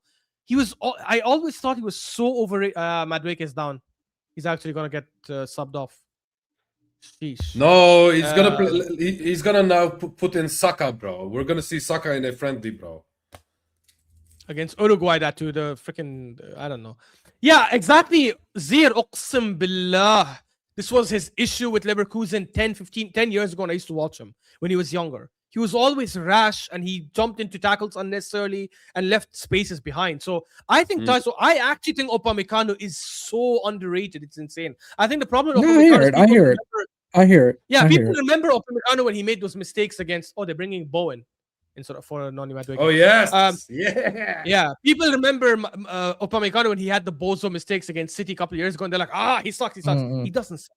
He is a top quality. And when he played with Konate in Leipzig, he was the number 1 choice that most people wanted, not Konate. So, yeah, I do think Upamecano. So it's Upamecano, right? No, it's No, wait. Saliba, Gabriel, then Upamecano third. So these are the 3 center backs for both, right? Oh. Center back and left. You're putting Upamecano over Pacho and Yeah. what was that again? I think Pacho's been good, but I don't think he's been better than Upamecano in my opinion this season. Okay. I Okay, generally let's move on then. Ashraf, what was the name of that Brazilian defender that played in Germany, and he played there for a Lucio. long time? No, Lucio. no, not Lucio. I think he played with for who? With who? Schalke and Naldo. Naldo, yes, Naldo. Naldo. Yeah, exactly. Yeah. Exactly. He could take a free kick as well. Yeah. Yeah, Naldo is he You never got remind me that. of Alex. Alex who played I, for I, Chelsea. I wanted to say Yeah, Ty is a worse version of Naldo, but Naldo also has the free kicks and stuff. So I don't think. No, Naldo was an underrated defender. To be fair, Yeah. Naldo was really good. Yeah, he was a bad boy.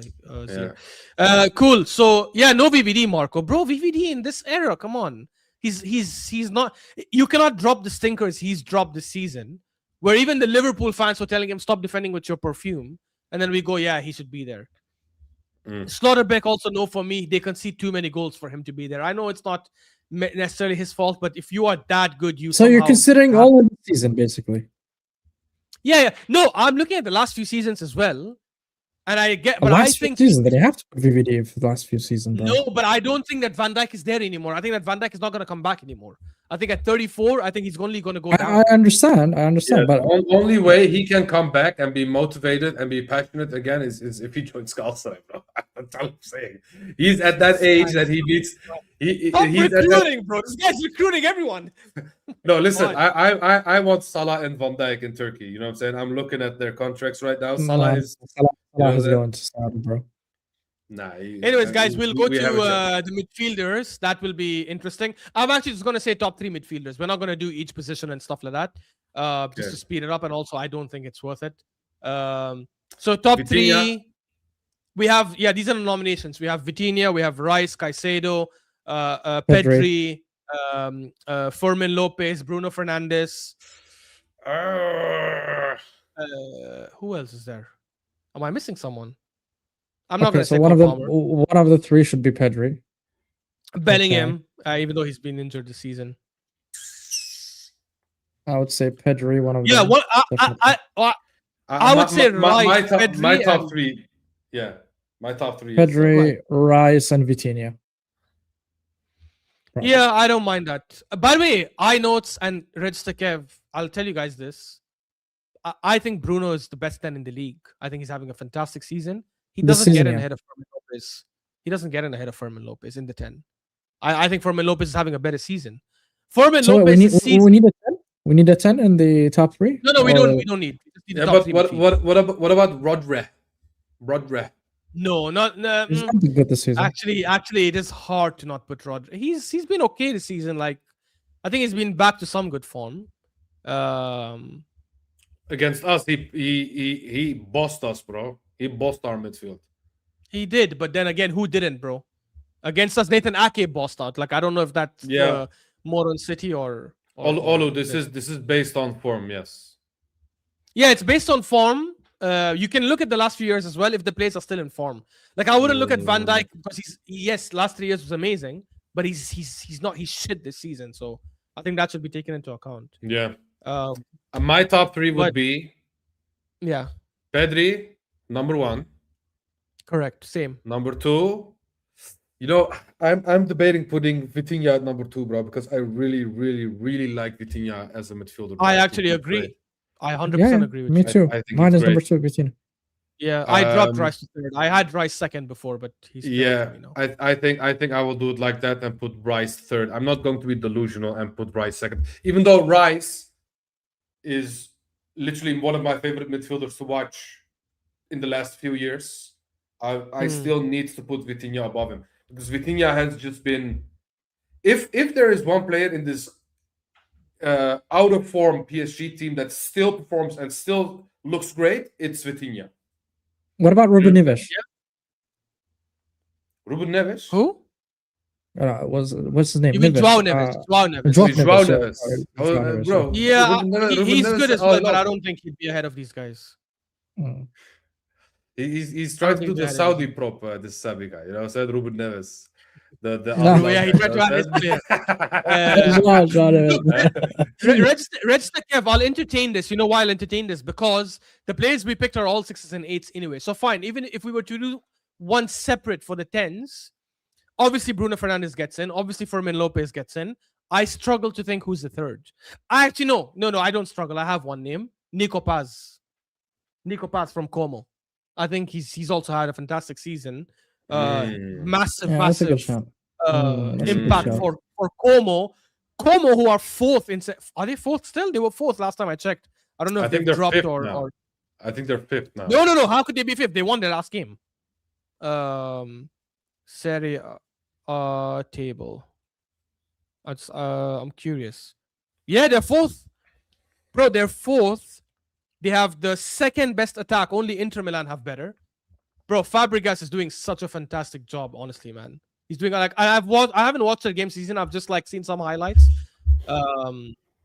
And some of the football they play is just incredible. Like they have many games this season where they have over 60% possession and like triple the XG of the other team, triple the shots on target. Like they're doing such a fantastic job. By the way, Rashford has been cooking so far for England. By the way, who is the number 10 for Bayern right now? It's Carl and Musiala, right? Yeah, obviously Musiala, but Musiala also like Leonard Carl and Musiala. Now, he just returned from injury, so I don't think he is in contention as a number 10 right now. He's been Carl, out from majority of the season. but younger guy. Gnabry, Zir says Gnabry, no. Gnabry's not no. If Shirky played as a look, I'm gonna put Shirky in the 10 because that's actually where he should play. In fact, that's where he played against us in the final. And as a 10, and he plays as a 10 for France sometimes. As a 10, Shirky is top 3 in my opinion, based on this season and form. If Wirtz, obviously, and Cole Palmer and all these guys have to eventually get back to that level. Until they get back to that level, it's very difficult to put them. Stop it. Saka is not even top 3 right wingers in the world right now, let alone 10. But I will tell you guys this. I think Fermin Lopez is number 1 this season in the 10, without a question. The guy has played 39 games. No. Oh, whoa! Chill. We forgot about the Turkish maestro Arda Güler. He's not top 3. He's not top 3. What do you mean? What you mean? Who's he ahead of?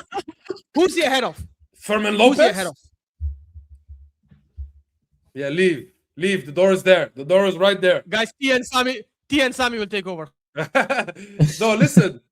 Arda Güler, he actually left.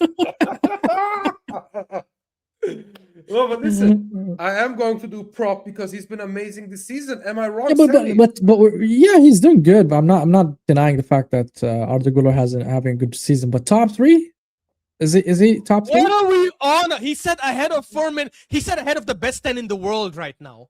Imagine. No, let me educate you guys for those who don't know, because clearly people don't actually watch Barcelona or watch other leagues. By the way, I'm joking. Okay? I know. So let me educate the ones that are not joking. I'm not even talking about Arda Güler, but forget. I'm not going to shit on Arda Güler. I think he's a fantastic player, but I'm not even going to bring him up. No, Zir, you shut up. You would trade half of your team for Arda Güler, you fraud. I would definitely take Arda Güler over Gnabry right now. I'm not going to lie. But Fermin Lopez this season, guys, out of 39 games, has 28 GA. 28. Yeah, his number's insane. Yeah. Out of 39 games. And by the way, before people say, yeah, but who is it against, or where is he doing this and all that kind of crap, he's played. So I'll actually give you he's played 23 games in La Liga. He's got 5 goals and 8 assists, which is 13 GA in 23 games. He's played 9 Champions League games. He's got 10 GA in the Champions League. 6 goals and 4 obviously assists. when you score 7 goals against one team, obviously we're gonna have a lot of GA, bro. He had wait. He had 2 goal contributions that game. So even if you take that out, he has 8 and 8. Even if you take out the Newcastle game, he's got 8 GA in 8 games. So what I said from Lopez. When you don't have the facts, bro, I am ready. No, I know that his GA has been great this season. He's the reason they won the Olympics. I think he scored 2 goals against France in the final, which is why they ended up winning the final against France in the Olympics thing. He's the reason Barcelona won their first trophy this season, the Super Cup. And by the way, last thing. For those who don't know the Super Cup in Spain, it's not like the Community Shield. It's the top 4 teams from last season. They play it in the middle of the season, and they play semi-finals and finals. He's the reason they won it. He had 4 GA in 2 games. He's the best 10 in the league right now. So we are going to force in a 10 in this team and not pick Vitinha, Rice, and Pedri? No. I did one separate for 6s and 8s, and then one separate for 10s, just since Kev asked for it. But top 3 midfielders, we already decided it's Pedri, Vitinha, Rice. That's already confirmed. Guys, right wingers, I think that's the easiest one. Right winger? Yeah, it's Madueke. Nice. Guys, be serious. We have. Man, I would have respected if you said time, bro. What you talking about? Thank you. Olise, I think he's the best right winger in the world right now. Olise, Yamal, and Yamal, yeah. not in order, by the You way. think I think Olise Yamal is number one over Yamal? No, not in order, not in order, not in order. Yeah, I think Olise is a great shot. No, it's Shot for second. Yes, not shot. He's confirmed second. He's not first. What are we doing? Yamal is the best player in the world. Let's name the 3 players first, and then we rank them. Okay. Yeah. So Yamal, Olise, So Yamal, Olise, and not Doué this season. No, Dembele plays still up top. Definitely not Saka, unfortunately.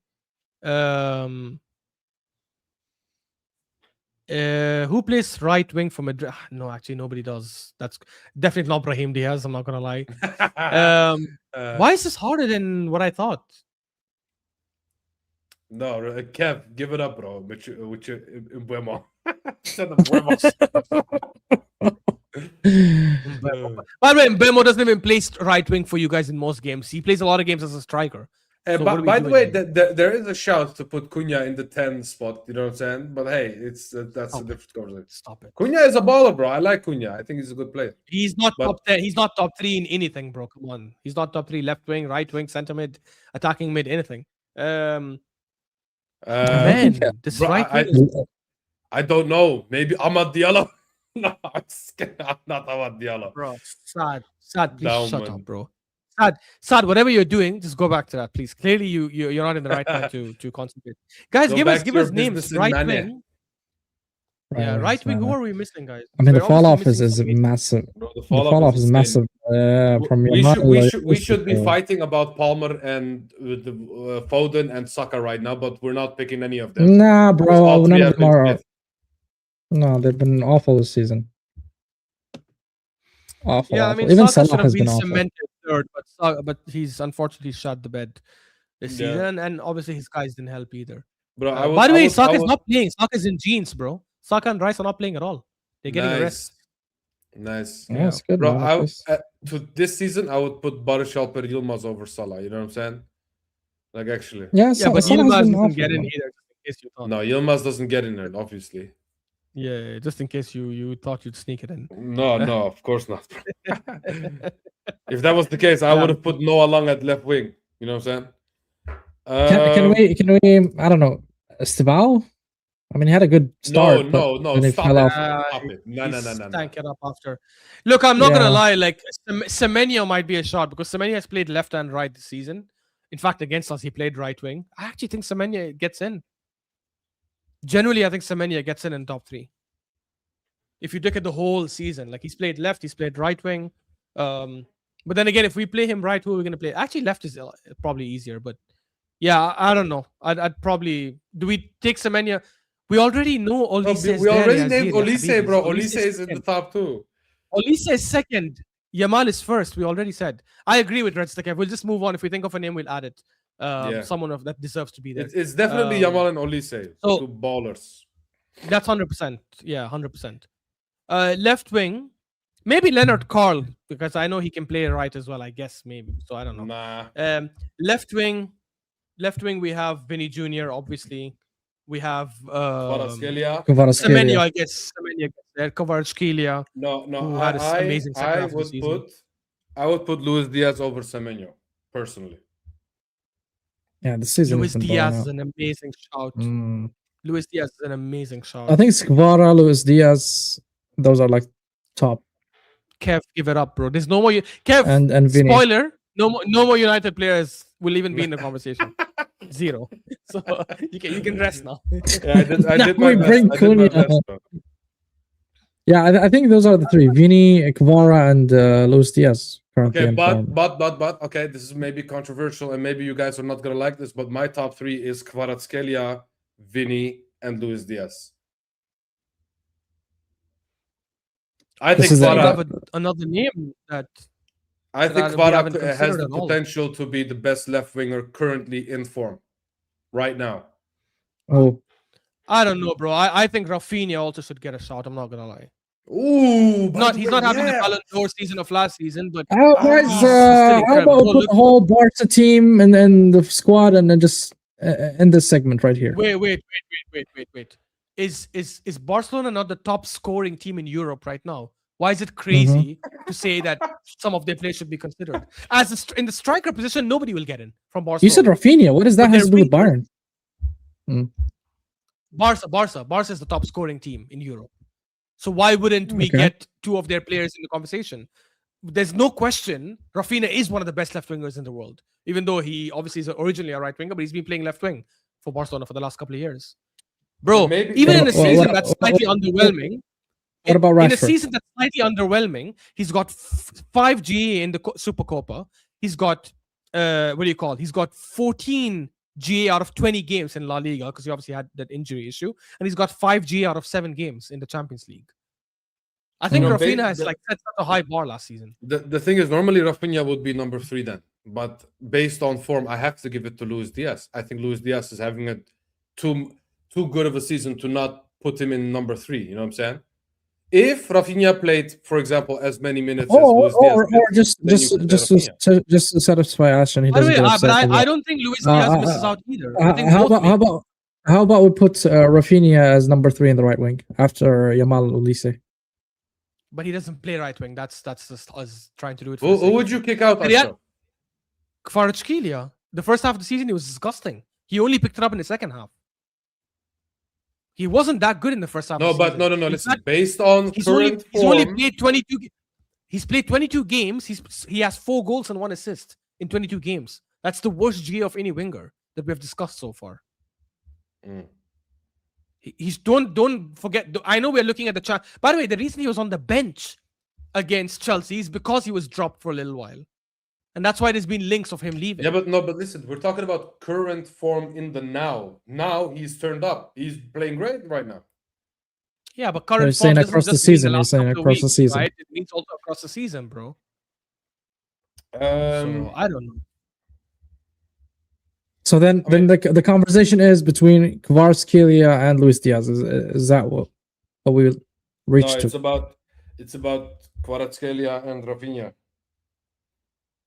Yeah, I think Luis Diaz and Vinny Jr. are in. I think Vinny's first, Diaz second, maybe. I would argue Rafinha third, bro. Rafinha in a season that's not his best season is shitting all over Kvaratskhelia in every competition. Number think wise, yeah. Mm. I don't know. Okay. I still believe current form right now right now. I do believe that Kvara is top 2. In my opinion, though. No, I do think in terms of quality and attributes, he's top 3 easily, but I just don't. I think I'll put him ahead of Diaz. Then, but he's not Also, quality if you're considering form, as in even the previous couple seasons, then Kvara has been delivering. Man, he won the treble. and I so mean, has just Rafinha. recently. Rafinha was having Ballon d'Or numbers last season. Some people said he probably could have won. But he won the treble. Yeah, but even when he won the treble, he wasn't the main guy. He wasn't the best player. Like Rafinha was better. 3 though. What do you He mean? was What do top you 3 mean? most influential. What you mean, bro? Guys, last season, who was better, Kvaratskhelia or Rafinha? What are we doing here?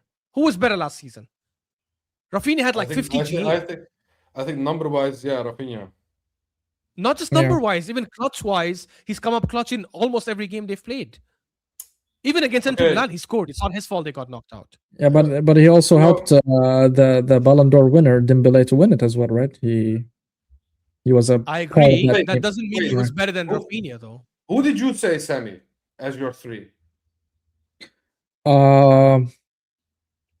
Well, not in order, but Vinny, Kvara for me, and Luis Diaz. Oh, so that means that 2 votes against 1. Fair. So Rafinha Yeah, doesn't make absolutely it. fair. Look, it we'll is go with what the it is. majority. We'll go with the majority. I just think it's criminal to have Rafinha not But miss out on the Ashraf, top 3. I It hear is you what it is. completely, because if there is a left winger that I could pick to be at Arsenal right now, it would be Rafinha and Kvara. You know what I'm saying? Yeah, I do. yeah. I would, because Rafinha, even though he's almost 30, he would still be literally our main guy in our attack right now today. Yeah, You know what I'm saying? easily, without a question. By the way, I shot on Jonathan Tah, and he actually scored for Germany against Switzerland. I mean, he still sucks. And they're losing. Friendly anyway. He's a friendly Switzerland. anyway. Striker. Striker, yeah, I think that's also super easy. Mbappe, Okay, name your first. Haaland. Kane Haaland. Yeah. Mbappe, Kane, Haaland in that same order for me. I don't agree. It doesn't matter. I With the agree. 3 or with the order? With the 3. I don't agree with the 3.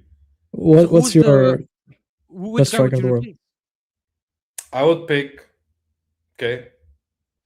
If you say Eucharist, if you say Eucharist, we're gonna say leave the stream.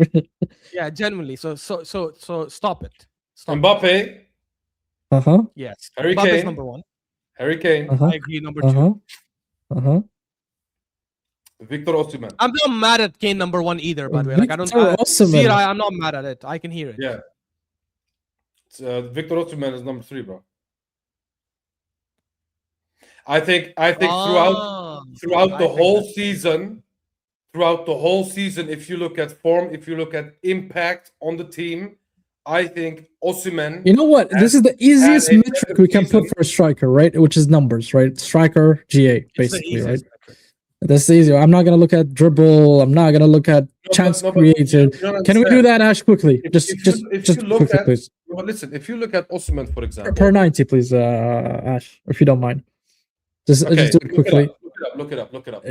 Yeah, because strikers are easy to Bring it compare, up right? on I the mean, website. Wait, so who am I comparing? we have Kane. We have no. Wait. We're comparing. Sorry, who? Haaland and Osimhen right now. Haaland and Osimhen. Because for me, Kane Haaland and Osimhen. Kane and Mbappe are cemented. Mbappe must So- be in. So let's see. So Kev, what do you Osimhen say, this bro? season for Yeah, this season. Galatasaray, he Mhm. has in the league he has 12 goals and 4 assists in 19 Oh, games. pull it up. So that's really good. And then he has 7 goals and 3 assists. That's 10 GA out of 10 Champions League games, which is pretty amazing. Pull it up, bro. Pull the website up. Yeah, Habibi, I'm doing it through Google. So what is there to pull up? I'm reading it out. So one second. Okay.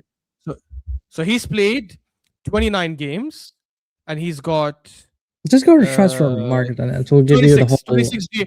Yeah, 26 G out of 29 games. So that's 0.89 GA per game, which is phenomenal. I think his not that stats wise it'll be better. Who did you want to compare? Haaland. Sami? Haaland. No, he's definitely. I think he's doing better than Haaland. I'm not gonna lie. And Haaland. he wins That's that. what I'm saying, bro. That's what I'm saying, bro. Haaland has played 29 plus. But you got to put the factor of the league. No, I don't care, Sammy. I don't care. Yeah. I'm only taking Champions League and League. If you score 10 29 goals in games. 10 games in the Champions League with a Turkish side, that means That's why the Golden Boot, I think, is it the Golden Boot where they put the factor of the league, right? You know that. So? Oh, I'm sorry, guys. Actually, Haaland wins. Oh, so he does? Haaland wins. In the Champions League and the league, Haaland has 37 GA in 38 games. That's 0.9. Yo. Listen. Haaland is better. Well, no, what? You lost that, bro. He played more games. Huh? He played That's more what I'm games. taking Doesn't per matter. game. I'm taking 90 for 90. He's dividing it. What's the 97. ratio at the end? Bro, listen, I'm also- sorry, T. You lost that. In my opinion, Osimhen is one of the best strikers in the world today. One of the best? Yeah, sure. One of the best, not the best. Top three. Okay, you can majority me, but I'm gonna put Osimhen instead of Haaland. Bro, I don't men care. lie, women lie, numbers don't, bro. Come on. Men lie, That's women right. lie. Fuck the numbers. Fuck the numbers. Drogba was a good footballer. Fuck the numbers. No. Drogba's numbers are shit, by the way. Drogba's numbers are Yeah, absolutely that's why I horrendous. say fuck the numbers.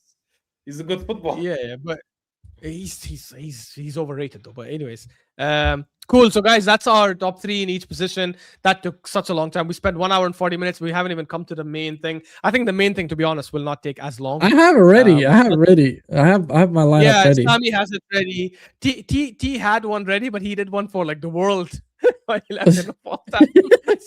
So if there's a Premier League player there, it'll be easy for you to put it in. But honestly, guys, look, we have to come to a consensus with this. So it's not going to be our own teams. We'll start with the keeper. By the way, I've tried as much as possible to do it from the 2000s onwards, because that's probably what we all have watched. If we want to include players before that, we can, but I don't think we'll have enough information to do so. Do we combine the 11 or we just name our personal 11s? No. We have to agree on the combined 11, on the 11 Okay. of all time. We have to In agree. goal, I would put Petr Cech. Oh, I agree. I agree. Actually, that's actually mine as well. Petr Cech. Man, Petr Cech. You know how many Golden Gloves he has, bro? Oh. yeah, I know. He was I feel like Peter Schmeichel was probably better when it came to the saves and stuff. I think just Petr Cech had the advantage. Well, No, Schmeichel bro. also played a fantastic defense, to be fair. Listen, Schmeichel played in the era where you can pass the ball back and the keeper just can't pick it up. You know what I'm saying? You know how many clips I've seen of Schmeichel just picking the ball up after they pass back from a defender, bro? You know what I'm saying? It was a very different time to be a keeper at that time. You know what I'm saying? If you look at the modern football, Petr Cech clears him in any way. In my opinion. I had, by the way, I had Van der Sar. I had either Van der Sar or Cech, but I would say Cech personally. Look, no, guys, there's no question that Peter Schmeichel is better than Van der Sar. Like, even United fans would tell you that. If you guys want to do Cech, I mean, you voted. That's true. You two said Cech, so fair enough. We'll go with Cech, but I do think Peter Schmeichel was incredible. He did win the Euros with Denmark, yes. For those who don't know, by the way, Denmark, when they won the Euros in 1992, they didn't even qualify in the beginning. It was more like an invitation. Like, there was like a wild card or something for one team, and they got that and they made it there. And they, funny enough, they won it actually. So actually, I sent you the lineup builder just so we can share the screen as well. So the yes, let's use that. Yeah, well, let me just pick up Sammy, Mr. Proactive as always. I like how it has Terry's face on it. It's mad. Okay, cool. Let me share.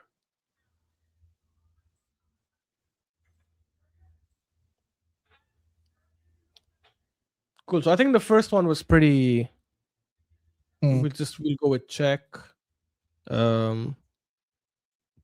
80. Prem all-time 11. Cool. So we said Petr Cech here, so we'll just go with that. Right back. What are we saying for right back? There's Kyle Walker. Kyle Walker for me. By the way, Marco, I agree with yours. Spot on. Actually, no. There's one player I disagree with you on, Marco, but everything else. Let's not spoil it. Yeah. Zir's asking to flip it. I don't know how to flip it, to be honest. So it can show like. Oh, the goalkeeper at the bottom. I think at the top somewhere. Also the no, not like this. What you call it? Also the lineup. I don't know if this is the. Oh wait. The lineup here. No, bottom left. Definitely don't want to do a 4-4. Yeah, bottom left. Bottom left. No. Go back. Bottom left. Bottom left. Yeah. Gotcha. Okay, like this. Yeah. Definitely don't want to do a 4-4-2, so we'll change that. How do I change that? Second one on the left. Yeah, we'll go with a 4-3-3, I'm assuming. Although, to be honest, if we're doing an all-time 11, maybe it should be a 4-4-2, guys. Because that's what majority of the teams have played up until 2010. And I think there's some strikers we definitely want to put in there. Okay, can leave it 4-4-2. It's fine. All right. Yeah. But like this. Cool. So Petr Cech gets in, guys. That's a shoe in. I do think Peter Schmeichel obviously gets a well-deserved mention, but yeah. Right back, we have Kyle Walker. We have Gary Neville, well. Trent Alexander-Arnold. Yeah. I'll put Walker, man. Yeah, this is for me an easy choice. I think it's Walker any day of the week. I will say this. Look, I'm going to put Walker because I've been outvoted, but I will say this, guys. I actually think Walker is overrated. I think the thing with Walker is that he relied on his pace so much that it looked really good on the eye. But in actual one-on-one defending or positional defending, I actually think he was quite bad. But doesn't matter if you dribble him if you dribble him 3 times, he will get back to you. You know. Yeah, exactly. Yeah, but if you put in No, but if you put in a cross and he's marking someone, that person probably could score. That's how bad he was in like positional marking and stuff. But I think what Walker is lucky from is that he doesn't have a lot of competition. Like Gary Neville is his main competition. I don't know if Gary Neville he was good obviously, but he was never world class in my opinion. Cool. Left back. That's the easiest one. Left back. What do I have here? Ashley Cole. Ashley Cole. Yeah, Ashley Cole for me as well. That's probably the only one like that has the least debate, I think. The guarantee, yeah. The Okay, guarantee, now this will be a debate. Yes, I have mine. Let's see. Like Ash, go ahead, man. Tell us your two center there's backs. one name for me that's non-negotiable. Genuinely, John Terry. Van Dijk has to be there. Oh, For me, that's the other one. John Terry. John Terry and Van Dijk are the two for me. No, for me, I think John it's Terry. crazy. For me, John Terry is the guarantee, but the toss-up is Van Dijk and Ferdinand. I have Wait. personally. I have John Terry and Rio. Okay, so we'll put John Terry first since John Terry is confirmed. Yeah, Terry and Rio. That's mine basically. Cool.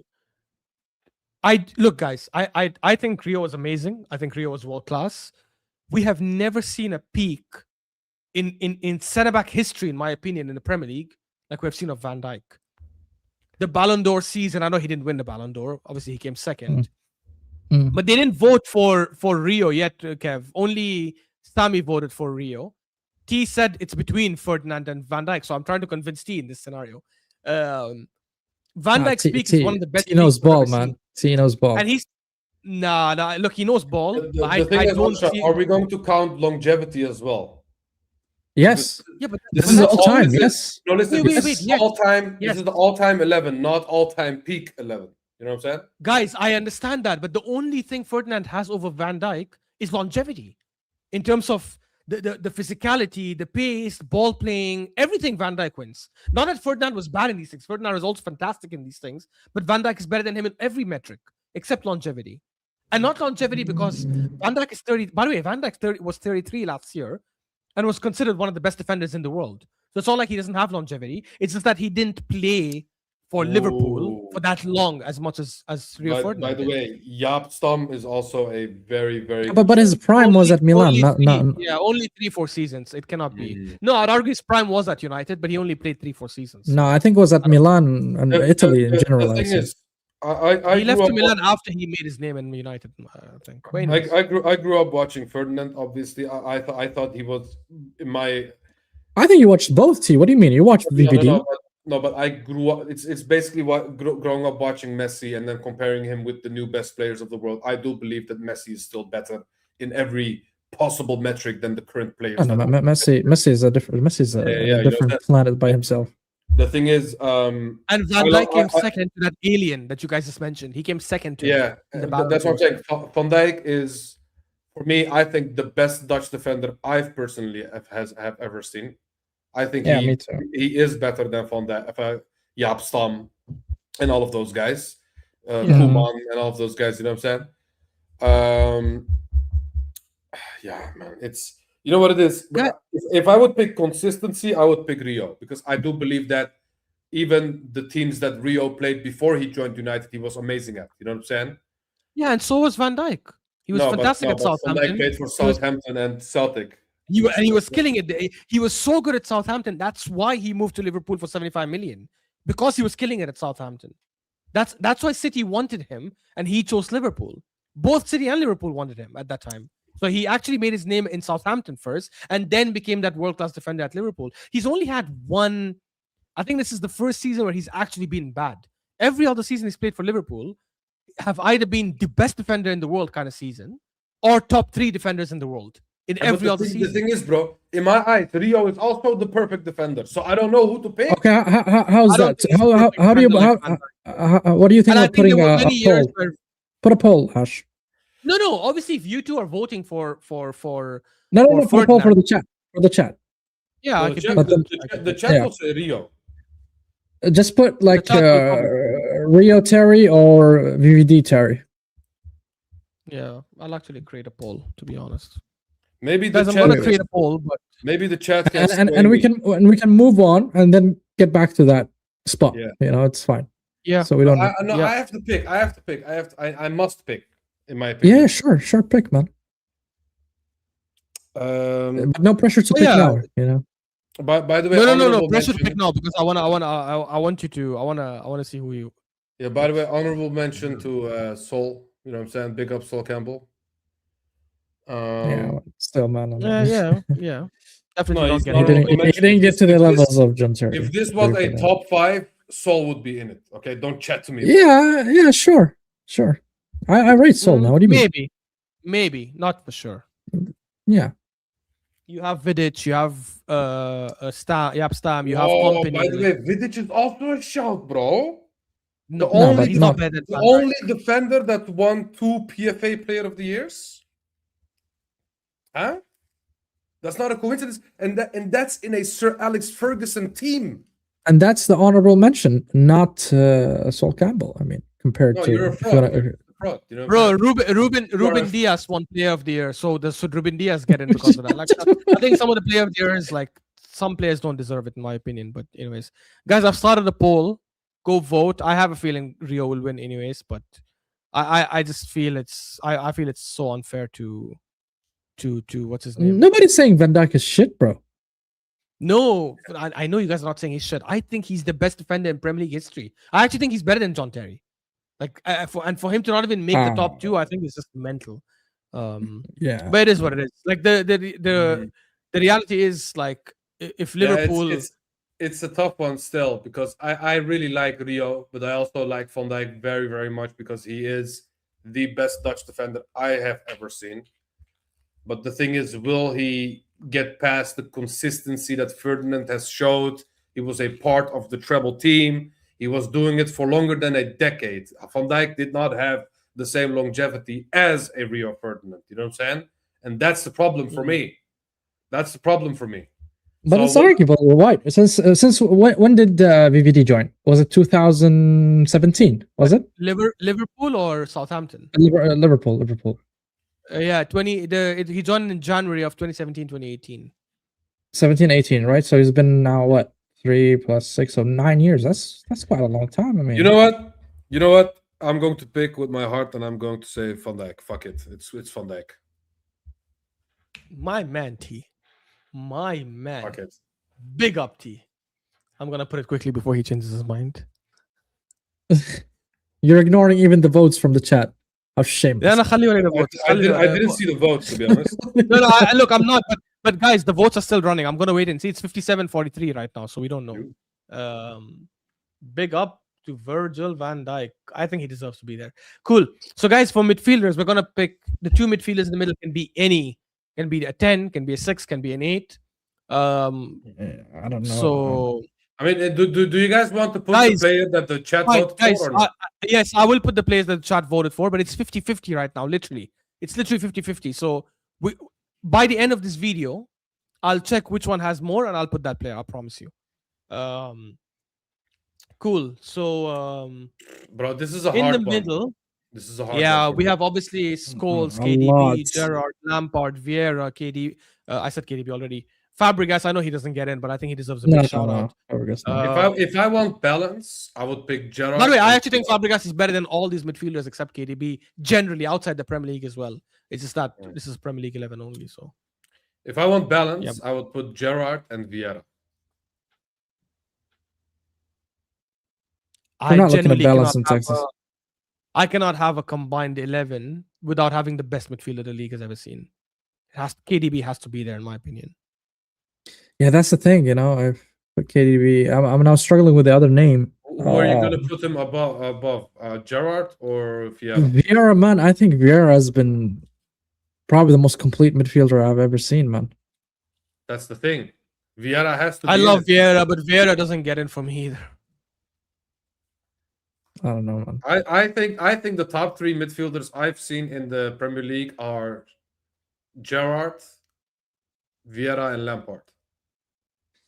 Are we considering trophies Lampard's like not Premier better League? Are we considering Premier Leagues in it? Like, you can take trophies, but okay, I wouldn't. Gerrard never won the league.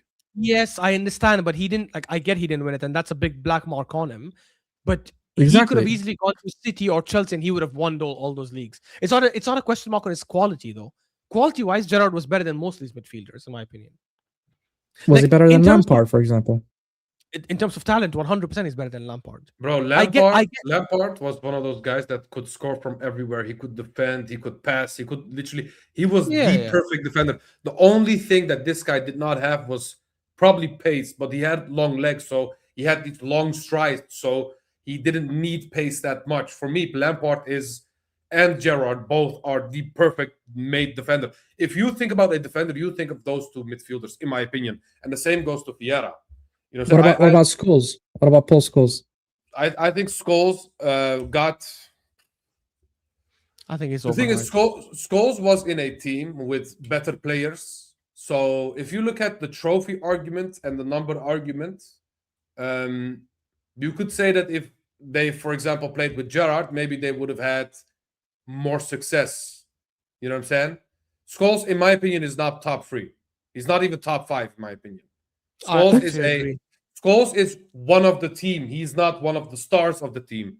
Vieira was a star. Lampard was a star. Gerrard was a star. And they would be a star in any team that they would join. You know what I'm saying? That's the thing. And Scholes not. That's the... Okay, so Kev, thank you for bringing it up. Wallah, I was going to say that next. But let me just say one thing on that. So Kev says, realize the team with the most trophies don't have a single player in this 11 yet. So obviously there's going to be 2 United players that are going to get it. I think we'll all agree on them later. But the reality is, Kev, by the way, I would have had Schmeichel in, so that already for me would have been another one. The reality is, Kev, I think the reason why you guys was so good isn't because you had the best player in every position. I think you had a couple of really world-class players. You had other players who were incredible, who would definitely get into this conversation. And you had, up until Pep came, in my opinion, the greatest manager. I think in terms of the Premier League, only the greatest manager of all time in the Premier League, in Sir Alex Ferguson. I think that's what sets you guys apart. Plus the other 2 players we're going to mention that will get into this lineup. I don't think it's because you had the best player in every single position, no matter what. Like, I think your manager was so far ahead of every other manager at the time that he gave you a massive advantage. And plus there were some other players that obviously were there. It's I don't think you can put Scholes ahead of Gerrard. I don't think you can put Scholes ahead of Lampard. I don't think you can put Scholes ahead of KDB, in my opinion. Was he more talented? Maybe. I don't know. But he didn't have the same level of impact. Bro, Scholes was never even voted your player of the season. Ever. Yeah. Ever. And you're asking us to put him in this combined 11. By the way, Aaron makes a good point. We can also include Rodri in this conversation because Rodri, as a midfielder, has won a Ballon d'Or at the end of the day, and he's won a treble, and he was the best player in that treble. So, correct. You know, but I don't know if he was the best. He was one of the best players for sure. Yeah. The reason why I wouldn't put Rodri, because I think Rodri has only had 3 top quality seasons with City, and I think if he plays another 3 years, he'll definitely be in this conversation because then he would have had like 6-7 amazing years. Plus a Ballon d'Or in that period. I don't know that, assuming he stays. Obviously, after the interview he dropped recently, he might actually go to Madrid. Who knows? But okay, so Michael Owen won a Ballon d'Or when he was in England. Nobody will put him up top. Like Rodri is amazing. Rodri, if he stays longer, will probably be there. I think he's got too few of number of seasons played for him to be ahead of a Lampard, ahead of KDB, ahead of Vieira, ahead of Gerrard, in my opinion. By the way, if you want to know my midfield duo for the world, what the first 11 I made, it was Iniesta and Zidane. It was so much easier than this pick, bro. This is way harder than that one. But for the world 11, I would put a 4-3-3. So you would have to put another midfielder. In which case, to be honest, that also would be. Okay, so just to. Oh my! So what's I know Tom might turning this into an Aura 11. I'm saying Rodri has only done it for 3 seasons. Aura 11. Tell us your 2, Ash. My KDB for me is definitely there because for me KDB is the best midfielder in the league. That's one. The other one. Look, I'm not going for balance. If I'm going for balance, I wouldn't put this player. No. Forget about the tactics, balance, and all in that. Which case, I'll put Lampard because I think Lampard from a from a numbers perspective, goals, assists, and even clutch moments that Oh, you led his wouldn't team have to winning trophies, I would have put you, Lampard. you wouldn't have Stevie G in the 11. No, I I would think Stevie I G is wouldn't have either. better than Lampard, but I don't think he's had a bigger impact or he was a better player in the Premier League than Lampard, man. For No, me, okay, for me Chelsea's it's team was KD. more stacked though. You know what I'm saying? But, yeah, anyway, that doesn't You know, matter. I had By the way, very good shout, Aaron. He doesn't get in, but incredible Great shout. shout. Great Incredible. shout.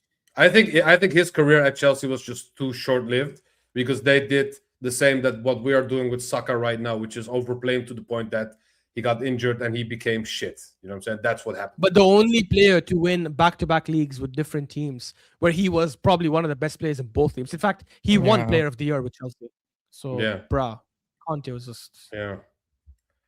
For What me, about- for what me, about- yeah. for me, it's Gerrard and Lampard. By the way. Gerrard and Lampard. Mm. Oh wait, maybe I'm gonna put Vieira instead of Lampard. I don't know. Wait, you guys Uh, don't rate KDB like that. I think he's better. than all Honestly, of them. look, I had look initially. I'm not gonna lie to you, Ash. I had Lampard and Vieira. Okay, but now thinking about it, looking at what KDB did with Manchester City, it cannot be ignored. To be honest, it cannot be ignored. Oh, Yeah, he yeah, the checks guy every dominated. box you want. So- You want to look yeah, at? yeah, oh, that's look fine. at So- trophies. Check. I would Goals, go check. with. Assists, check. I know it sounds a little Oh. bit biased, but I would go with Vieira and KDB. That's mine. I don't mind that, honestly. T, I guess you're the last guy. You need to tell us. Marco, I do So- like so- attacking football. How is so if- Lampard and KDB not attacking? So if Sorry, go if I say my original, which is Gerrard and Vieira, then Vieira and KDB would get in this team because you have 2 votes on KDB and we have 2 votes on Vieira. So that would Hmm. basically be the midfield. Wait, you're saying who? Vieira and? Gerrard. I thought you were going to say Gerrard and Lampard. Because I don't know, bro. I want to say all 3. Okay, That's the so- problem. So wait, KDB gets in for sure then. So let me just add him just so we can get him out of the way. The thing is, I really like Lampard, and even though he was a Chelsea scumbag, he is one of my favorite midfielders of the Premier League of all time. I just loved watching Lampard. I even sometimes used England on purpose to play with Gerrard, Lampard, and all of those guys. You know what I'm saying? Yeah. With Yeah, FIFA. I think that Just that press should have been there. Just press square shoot, and- bro. Just But press it's shoot. true. You know what I'm saying? Anywhere on the Wallah, pitch. Cheat code, you know. Wallah, bro. And it was Gerrard, Lampard, and a couple of players who can do that. Seedorf, Yeah. I remember. Seedorf. Exactly. Guys, we need a third name, a second name. There's Lampard, there's Vieira, there's Gerrard. I'm assuming Yeah, well, those are the only 3. I already gave you my names: KDB and Vieira. You know what? Put Vieira. By the way, shout out to some of the ones. On the rest. Okay, Put fine. Vieira. Vieira. Shout out to some of the names that didn't make it. David Silva, obviously. Yaya Toure. Second one. Yeah. And Roy Keane, definitely a big shout as well. Bro, people are gonna. You see, Kev, for every single position, there's a United player in contention. But doesn't mean like they would all get in because but anyways, we'll come to that. Let's make him happy and go for the thing is- left the wing thing is, first. I- and I put Ronaldo, genuinely- Yeah, let's please. go left wing and that's one of Bro, the I easiest. genuinely Put feel. Ronaldo. Put Ronaldo. I don't think anybody will choose I'm not anybody. gonna argue. Bro, I genuinely feel disgusted and sick to my stomach that Gerrard is not in this team. Like, actually. Ronaldo. Yeah. Look, I hear you about Gerrard. It's just that I think the other guys have done a bit more in the Premier League, in my opinion. Right wing is Salah. maybe Salah, maybe Has to be Mahrez, Salah. maybe Mahrez. Nah, for sure Nah, Salah, Salah, guys. What are we Salah. on? Bro, Salah. the thing is, I love Mahrez, bro. I think Mahrez could easily. Yeah, be I like love one of Mahrez these too. favorite wingers What he did ever. with Leicester was incredible, but Yeah, he's not done it as long as Salah, and he's not done it at the highest level the way Salah. you could He's say not at the highest level. Salah. you could say Bukayo Saka is a shout. You know what I'm saying? Just put in Salah, bro. Put in Salah. Man said Bukayo Saka. I think the 2 strikers are obvious, the most obvious picks of today. Okay, go ahead, T. Go ahead, T. Bro, Tell us Kev is the just obvious. Register Kev is just on a mad one. He's like, put Dimitri Payet, insane ability. Put Saka, insane ability. Carry Jukas. Fucking I'm sorry, Kev, bro. this guy, bro. I Kev, think. I would have had 3 United players by now. I would have had Schmeichel, but anyways. Yeah, I think the two are very obvious, and Register Kev has said it spot on. You know what I'm saying? No, don't do it. Don't do it. Nah, See, I'm just don't kidding, do I'm it. just kidding, I'm just kidding. I'm just kidding. It's Wait, I know. it's- Why are you mad? Who did we miss out from Chelsea? We already put John Terry and Peter Cech. What else you do you know, want he's us to talking do? about And Lampard. Ashley Ashley Cole. Cole. Talking about Lampard.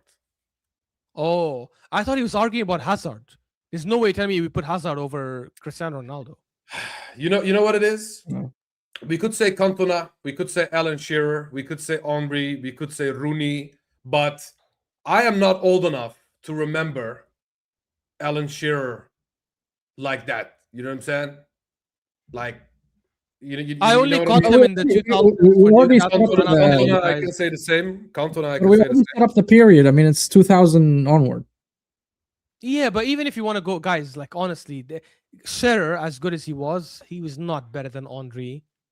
He was No, he's not not. better than Henry is guaranteed. Henry is guaranteed. I'm talking about Rooney. Register Kev. I don't know if you're being sarcastic or not. Like you're adding Drogba there. Are you serious? I don't know. I don't know how the top two could not be Henry and Rooney.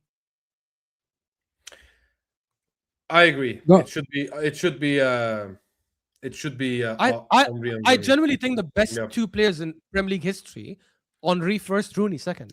Whoa, whoa, whoa, whoa, whoa! Henry. There's no Bergkamp. No, no, no, There's no, no no. Bergkamp. Henry, Luis Suarez is a shout. Is a shout. No, it's not. I think Luis Suarez at Liverpool was one of the best strikers that this league But has it's ever only 2 seen. seasons. But yes, agreed. But it's only it was, if you're talking. but bro, that, If we're talking about guys, if we're talking about the players to play in the Premier League, but look at their overall career, Suarez is probably the best striker after Henry. He's top 5 strikers of all time in my opinion. Maybe even top 3. I don't know. He's not, but Premier League only, bro. Come on, over Rooney. Maybe if we weren't stingy and paid only 40 million plus 1, we would have had a good. Hey guys, Go on, guys, go on. honorable mention, Robin van Persie. You know what I'm saying? He's No, an if you want to say honorable mention, say Fernando Torres as well. He had a good. also, yeah, also, yeah. No, the actual guys. These are not honorable mentions. The actual honorable mentions are Harry Kane, Aguero, Also, Andy yeah. Cole, Yeah. Andy Also, Cole. yeah. These are the honorable mentions who actually were like top 5 strikers of all time in the Premier League. Mhm, mhm. Thierry, I think it's a wrap up here, Ash. It's Thierry Henry and Oh, Rooney. I Henry, don't know. yeah. Rene. Yeah, Rooney was insane, bro. TT. TT and then Rooney. Yeah, Rooney for me is the second greatest player of all time in the Premier League. Whoa, are you serious? Second, I don't think there's any striker ahead of him outside Henry. I don't think there's any footballer ahead of him outside Henry. Respect. There, Red Stick, I hope you're happy now. Look at how much praise I gave Okay. Rooney for you. The only thing that makes me sick about this team is De Bruyne instead of Gerrard, and that's about it. Maybe I would swap Virgil with Ferdinand, but that's about it. I think I agree with the. Yeah, but then you know what you'd be saying? You'd be saying the best attacking team in Premier League history doesn't get a single attacking player. That's crazy. They literally have the record for the most goals scored. They have the best and the second best record for the most goals Okay, so scored. okay, Yeah. let's okay, I agree. Let's swap De Bruyne with Gerrard and let's put Leroy Sané instead of Salah. Shut up, bro. I'm like, what? Are you serious? No, just kidding. Oh, he's joking. Just kidding, I'm Guys, just kidding. okay, I'm gonna go to the votes now to see. Bro, it's been 2 Oh. hours. My brain is fried. You know what I'm saying? Guys, Van Dijk won it 67%. So even if I wanted Whoa. to switch to Rio, I cannot switch to Rio, unfortunately. I have to go with the Damn. poll. So, and I generally think Van Dijk deserves to be there. I'm not gonna lie. I don't know. Look. By the way, I agree with you. I don't think Vieira belongs there over Lampard. In my opinion. I feel like that was slight Arsenal bias by my two fellow panelists. But True. It but- is true. It's true. but Yeah, I had Lampard, I by the way. I had Vieira and Lampard. Just so you know, I How rate could you have Lampard Vieira highly. How could you have Vieira over KDB over? Yeah, but I now don't know. thinking about it, now when we start talking and thinking about it, I say yes, it's fair. I mean, I'm not gonna deny it. What KDB did in the Premier League was insane. Listen, objectively, if we look at numbers, Yeah, wait. So overall, who do you have higher? You have Vieira or Lampard higher? No, I didn't have any. I just put them both. Okay, so I'm asking you now, who's higher, Vieira or Lampard? Wait. No. You said KDB and the Vieira. Yeah, I'm saying initially. Correct. Yeah. So who honestly- do you have actually higher? You're telling me Because you have Vieira higher than Lampard? I just rate Vieira, man. I genuinely rate Vieira highly. The I thing do. is, we need. Okay, I do.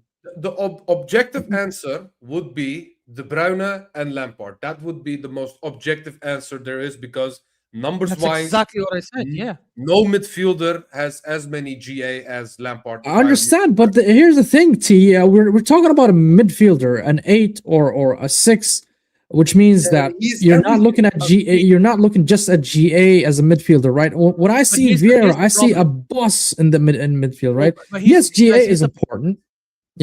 But here's a problem for you, Sami. I think there were What is the moments or problem, many seasons where Vieira was not even in our top 2 players that season. Like it was either Henry, Bergkamp, sometimes Perez, obviously Ashley Cole when he was there. Vieira definitely was top 3 most of the time. Lampard, without argument, was first or second for Chelsea in all the leagues they won. I understand and- that, but And they won as you're- many leagues as us or more, actually. Yes, because the way we play football under Arsene Wenger, made us look at Bergkamp, Thierry Henry, even Perez, even Ljungberg, to be those are the players that actually look phenomenal under Arsene Wenger. The undermining issue is you don't look at how they are managed to do that, because they had a solid midfield, and I thought Vieira was a great, a pillar on that midfield. Him alongside Gilberto Silva. I'm not gonna go he and was- Gilberto he won- Silva he won and- 3 and leagues, judge right? Gilberto Silva based on his GA, right? I mean that's I my mean, whole thing. To be honest, this should have been, because normally every combined 11s is of combined 11. This and that 11 of all time is normally a 4-3-3. The midfield of the 3 players should be Vieira, Lampard, and Gerrard, and the front line should be Ronaldo. No KDB. No, Ronaldo, Salah, and Henry. That should be the front line. No Rooney. Oh my God. Instead of Henry, no. Obviously, No, not instead of Henry. Of course not. But bro, how could we have the second best player not there? How could you have the best midfielder in the league ever, in my opinion? Oh my God, I think that's crazy, T. Actually, based And on that's the why I Premier changed. League's That's why I changed my mind, right? And I said KDB instead of Lampard. That's all I'm saying. Maybe, Ashraf, maybe I am a nostalgia merchant, but I really, really love Gerrard and Lampard. I do believe that them two, with the defending and bossing of Vieira, is the perfect midfield. By the way, if we do that, okay, guys, if we do a 4-3-3, I actually agree with Kev. Even though Rooney didn't play right wing, I would put Rooney over Salah. I'd figure out, I would put Cristiano Ronaldo on the right? Because Cristiano played on the right as well in the Premier League for a lot of the seasons he was here. I would put Henry on the left and I'd put Rooney up top. Then you can add a midfielder, but which midfielder would you add? Because we are still disagreeing over Lampard and Gerrard. By the way, Yeah, it shocks me how many we didn't have that many great right wingers in this league almost, because we picked Salah like instantly. We don't even. We have a actually debate. did. We did. No. We did. It's just that Salah did it for so long, but Cristiano played on the right. David Beckham, bro, was a fantastic right winger. People forget about that. Like he was actually quite good and underrated. Mahrez is a fantastic right winger. Mahrez in most other leagues will probably make it. It's just that he's up against serious competition. But there are top wingers. But anyways, guys, look, I think we can argue about this like till the morning. Like there's so many other options. If I was to do this in a 4-3-3, I love Salah, but I don't think Salah makes it over Rooney. I would remove Salah and I would add Lampard. I think Lampard should be there. In my opinion, Vieira does not even make it even in a 3. I would probably put KDB, Gerrard, and Lampard. That would be my 4-3-3 midfield. Gerrard over Vieira. Yeah, definitely. I think Gerrard is a better player than Vieira. You know what it is, Ashraf, and I'm going to use FIFA terms for this. Yeah. Even in FIFA, every team had Vieira in his team because that guy brings you the balance that your midfield needs. You know what I'm saying? He is like but he if is it's balanced, everything in a agree. midfielder. You know what I'm But saying? if I never denied that. If it's balanced, bro, we wouldn't play this lineup. This lineup would get killed on the counter attack. We're talking about the best as in the midfield, the best in defense. Because if it's balanced, I have to put Conte in there then, for example, along with Vieira or along with one of these other midfielders. Like I'm not doing that, or I have to put Rodri if I want to play with a DM. I'm doing it just based on like, okay, midfielders, who's the best? Striker, who's the best? Right, who's the best? Left, who's the best? This is obviously combined lineups, guys. 95% of the times is never balanced ever, because most of the times you don't pick like a 2 DM or a DM and a center mid. You pick the best of the best, and attacking midfielders tend to be better than center midfielders. But anyways, this is our combined 11 for now, guys. This is what we have. You only caught the last year or two of Vieira? Nah, that's not true. I saw Vieira since early 2000. Like I saw him for 4 years with Arsenal. Even before I was an Arsenal fan. But look, I never said he's not great. He was world class. He was phenomenal. He was incredible with France as well when they won the World Cup and the Euros. I never once denied that. But I think in the Premier League mainly, I think Lampard and KDB have done more than him. It's just my opinion. Cool, guys. This is our combined 11. I think Steven Gerrard needs to be mentioned way more. And Gerrard, yeah. I think Gerrard also has done more in my opinion. He's not won the league. I get people who will always default to that. Oh, he's not won the league. How could he have done more? But I think as an individual player, I think Gerrard has done more. I don't think Lampard would have won the league with that specific Liverpool team as well. So what are we doing? I agree. I don't think any midfielder would have won that league with Liverpool. I generally don't think any of them would have won it with Liverpool, but it is what. But I think Gerrard would have won the league with Chelsea if he moved and he played instead of Lampard. Anyways, it is what it is. This is it, guys. Thank you so much for. This is it. That's the combined 11. I'll post this later on Twitter. I'll also drop the channels of these guys in the description. Make sure you guys go give them a follow and like, please, and subscribe to their channels. This is a nice one. I'll do another one hopefully. Maybe in the middle of the week or something. I will see. But something maybe a bit different. T put a lot of hard work in the all-time combined 11. Maybe we'll do a video just that alone, and we can that probably will spark heated debates. So it was pretty obvious. It was pretty obvious, to be fair. Yeah. Okay. Fair enough. We'll see. Just set up a time period. Not. Do not leave it open. Yeah. I will. If someone puts Ronaldinho ahead of Neymar, I'll be mad. But anyways, what? We'll discuss that next time. Who says Neymar makes it? Who says Neymar makes it, bro? You know what I'm saying? Yeah, I don't think either one. I don't think either one makes it. But if let's say someone put Ronaldinho, I'd say that's mad. But big up Ronaldinho, though. Love Ronaldinho. Cool, guys. Thank you so much for tuning in. Make sure you guys like and subscribe. Let me end the poll. Van Dijk officially wins that. And yeah, see you guys in the next one. Peace. Cheers.